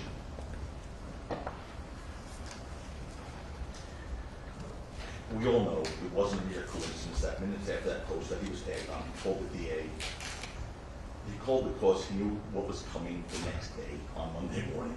He knew it was coming. And as for the prosecution wanting to correct that mistake,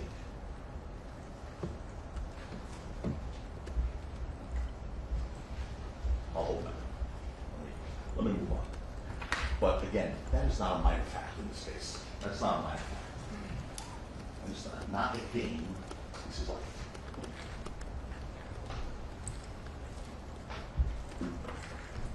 Whether their so-called victim, Tyrell Efron, had access to 9mm shell casings just a few weeks before he claims to have found 2 9mm shell casings in Los Angeles.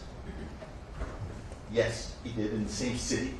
He had access in the same city.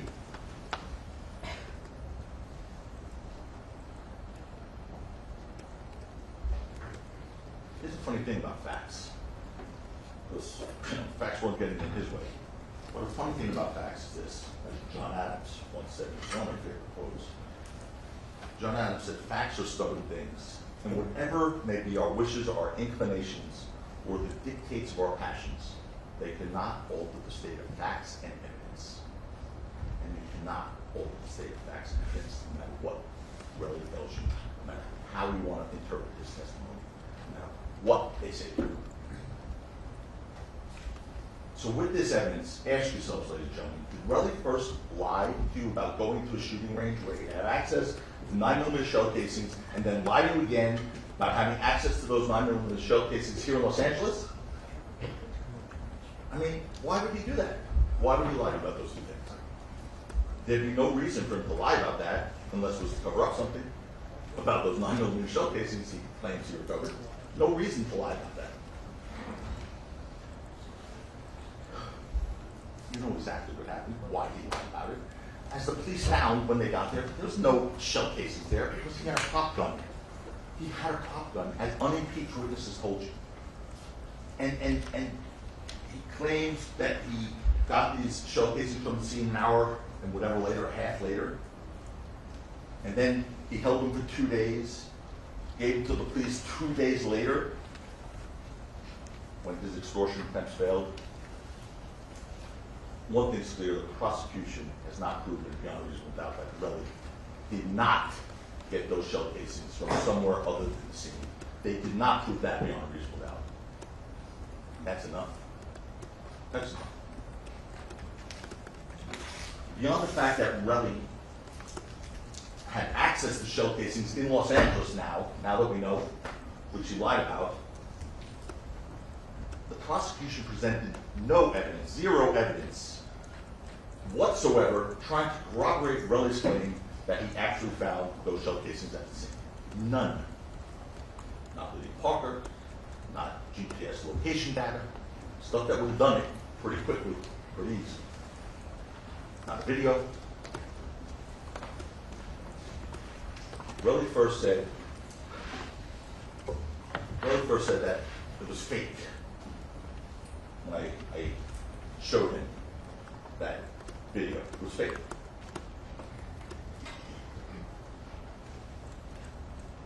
He didn't think anyone knew we had those videos of him at a firing range. And by the way, we're not like master investigators. They were just on his phone. We just looked at every single thing on his phone. They had it too. They gave it to us. We didn't hear about that on his direct testimony. It would have been something to bring out to deal with. That wasn't brought out. If we didn't cross-examine, we never would have known he was in Los Angeles 2 weeks before with 9mm shell casings popping back into his head as he's firing. And he lied about it, perjured himself. There's only one reason he would lie about that. Cover it up.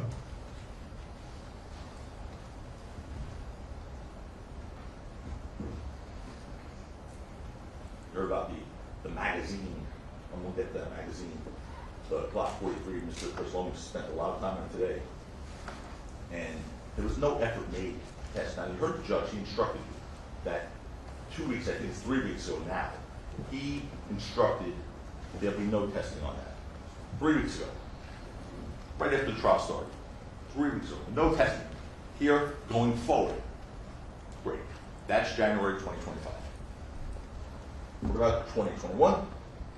2022? Well, not 2021, because they recovered in 2022, let me be fair. 2022, 2023, 2024. 3 years they had to take that magazine that they recovered and test it to the bullets recovered. They didn't do that.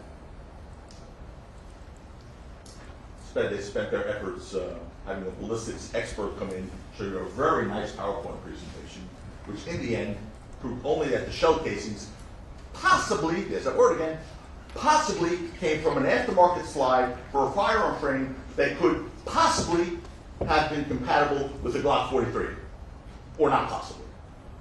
I mean, literally, that was the import of that testimony.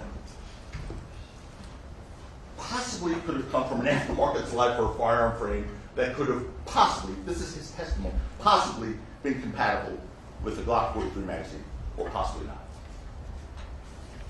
That was the ballistics expert's testimony. Possibly or possibly not is definitely not proof beyond a reasonable doubt.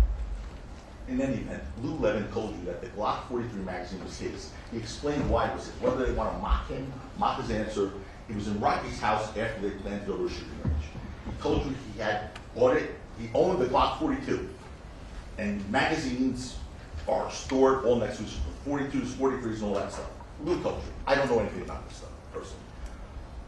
But he went to the store to buy accessories. He mistakenly grabbed a Glock 43 magazine because they're all different models of Glock. The magazines are all stored together, he told you. He told you he didn't realize it until he tried to load it at Rocky's house in preparation for going to a shooting range. And then when his .380 caliber Glock 42 ammunition didn't fit, he tried 9mm ammunition from his Smith & Wesson, which he did. It's from his testimony. And because that magazine didn't fit any of his firearms, he left it at Rocky's house. Why? Why not return it? He told you. It was over an hour away from where he purchased the thing. It would have cost more in gas than the $20 it cost him for that magazine. But one thing you know, despite all the questions from the prosecution, Mr. Lewin, they did absolutely nothing to refute or contradict his testimony. Absolutely nothing. Because it was true. I mean, At one point, he told you that magazine was never used. We have it here. He told you it was never used. You can take this back. You have all the evidence with you. But the reason he told you it was never used, he just got a picture that he looked at it. There's not a scratch on this thing. It's a piece of plastic. It's a cheap piece of plastic. That's why it costs $20. He told you it was never used because if you put this into a steel gun, a Glock, this is going to scratch. There's no evidence to support that. No weapon. This is pure. It's virgin, as Levin said. There's no scratches on this thing. It's brand new. And they had 3 years to test it. 3 years to test this. They didn't do it.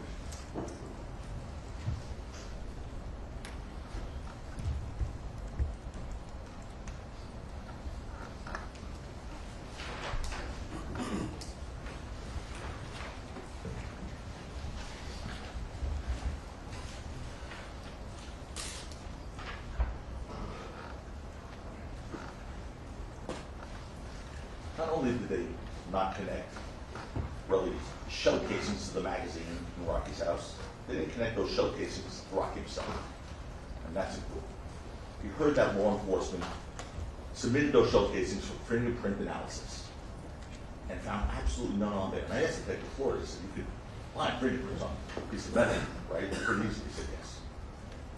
So they submitted Rocky's fingerprints for fingerprint analysis against the shell casings, and they found none. So they tried to make excuses for that, because that's another fact that's not good. So they tried to make excuses, like, have one of those bullets?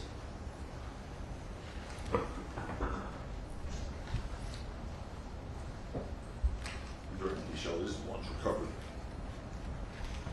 Claimed to be recovered at the scene by Robert at 11:45 with no GPS data. Anyway.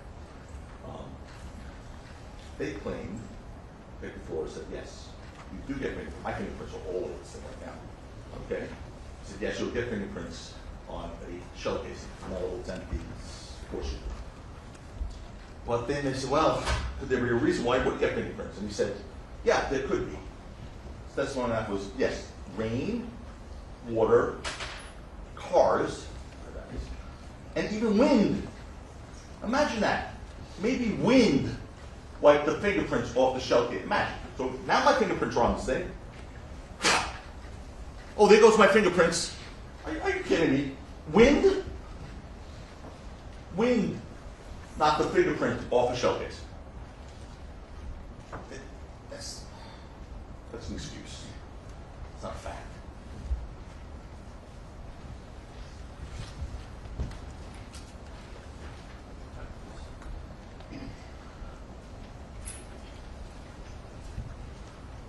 There was one other explanation by Detective Flores that makes a lot more sense. He said, well, human contamination, like someone wiping fingerprints off shell casings, that could do it. And you know that after those shell casings were, yes. Thank you.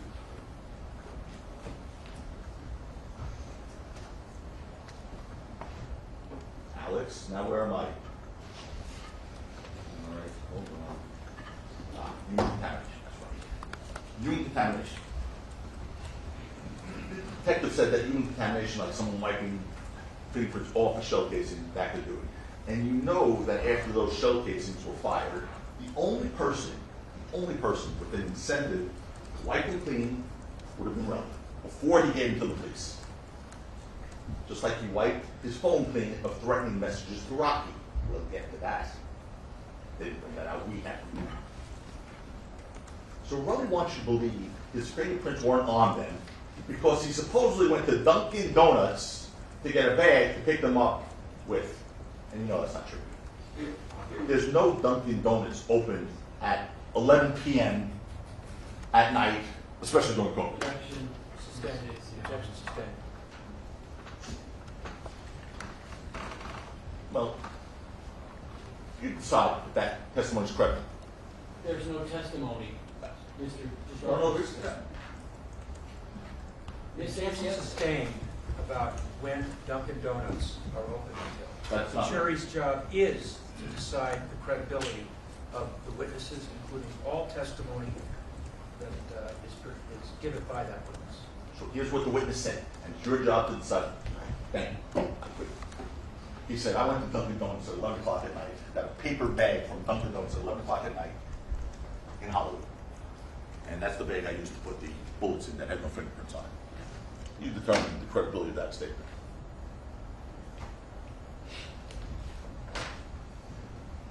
He came in here and told you that. You also heard that law enforcement took Rocky's DNA. They actually took his DNA, despite Detective Flores saying that DNA was necessary as part of their investigation. He had to swear that to a judge. They never compared it to the shell casings, or even the magazine recovered in Rocky's house. That may help. They didn't do that. For that matter, you know that Relly's 9mm shell casings were different than the 9mm shell cartridges found in that magazine.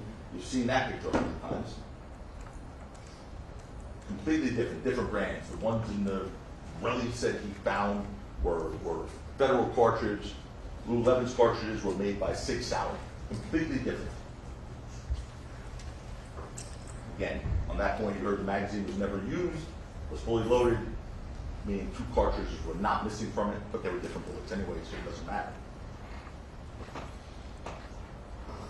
Lest there be any question that that Glock magazine in Rocky's house was not the magazine seen in the video on November 6, 2021. All you have to do is look with your own eyes. All you have to do is look with your own eyes. So after this part, I think we can stop it, but let me just go through this last thing. The Glock magazine seen in the video is different. The Glock magazine recovered, which we just showed you actually, is a Glock 43 and it's black. Black, that's the magazine. The magazine that you're going to see in Rocky's prop gun on November 6th was not black. It was extended, as Lululemon told you, to look more intimidating, because it was a little thing, Glock.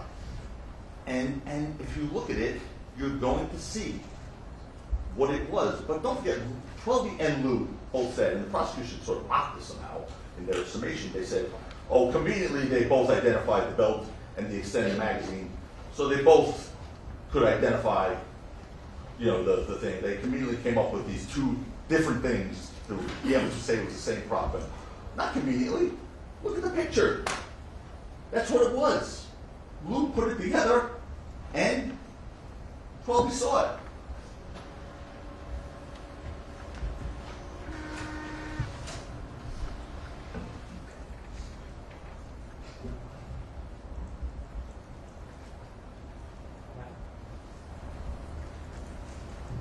That's the magazine in the, okay, I know what we're doing here now, thank you, Jen. That's the, we'll use that pointer again, or Yeah, you see on the screen. that's too hard on the screen. Yeah. Sorry. Yes. I'm just pushing through it. Did everyone see here? No, okay. Anyway. That's the magazine recovered. Here's the prop gun. I'm going to try and do this where. How about now? We're good? All right. That little thing at the end is the belt clip. That's a clip.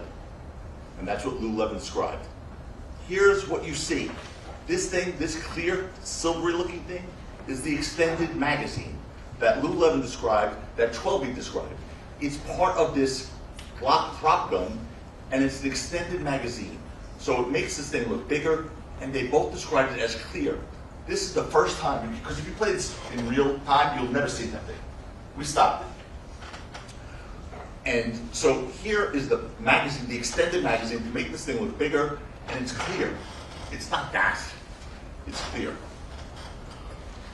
Okay. We're breaking. Yeah, All right, folks. all right. We'll resume at 9 tomorrow. Please don't discuss the case amongst yourself or anybody else. We'll see you tomorrow, 9 a.m.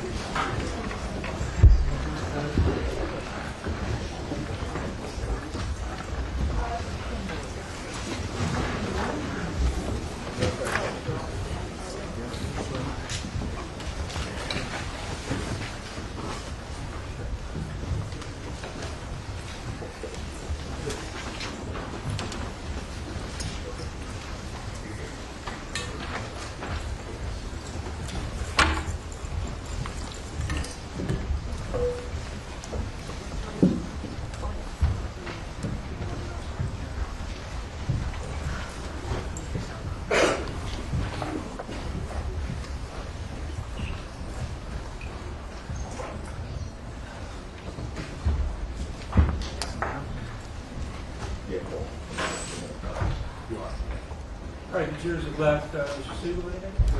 Mr. Tacopina? Mr. Paloma? Mr. Dillon? All right, see you all tomorrow.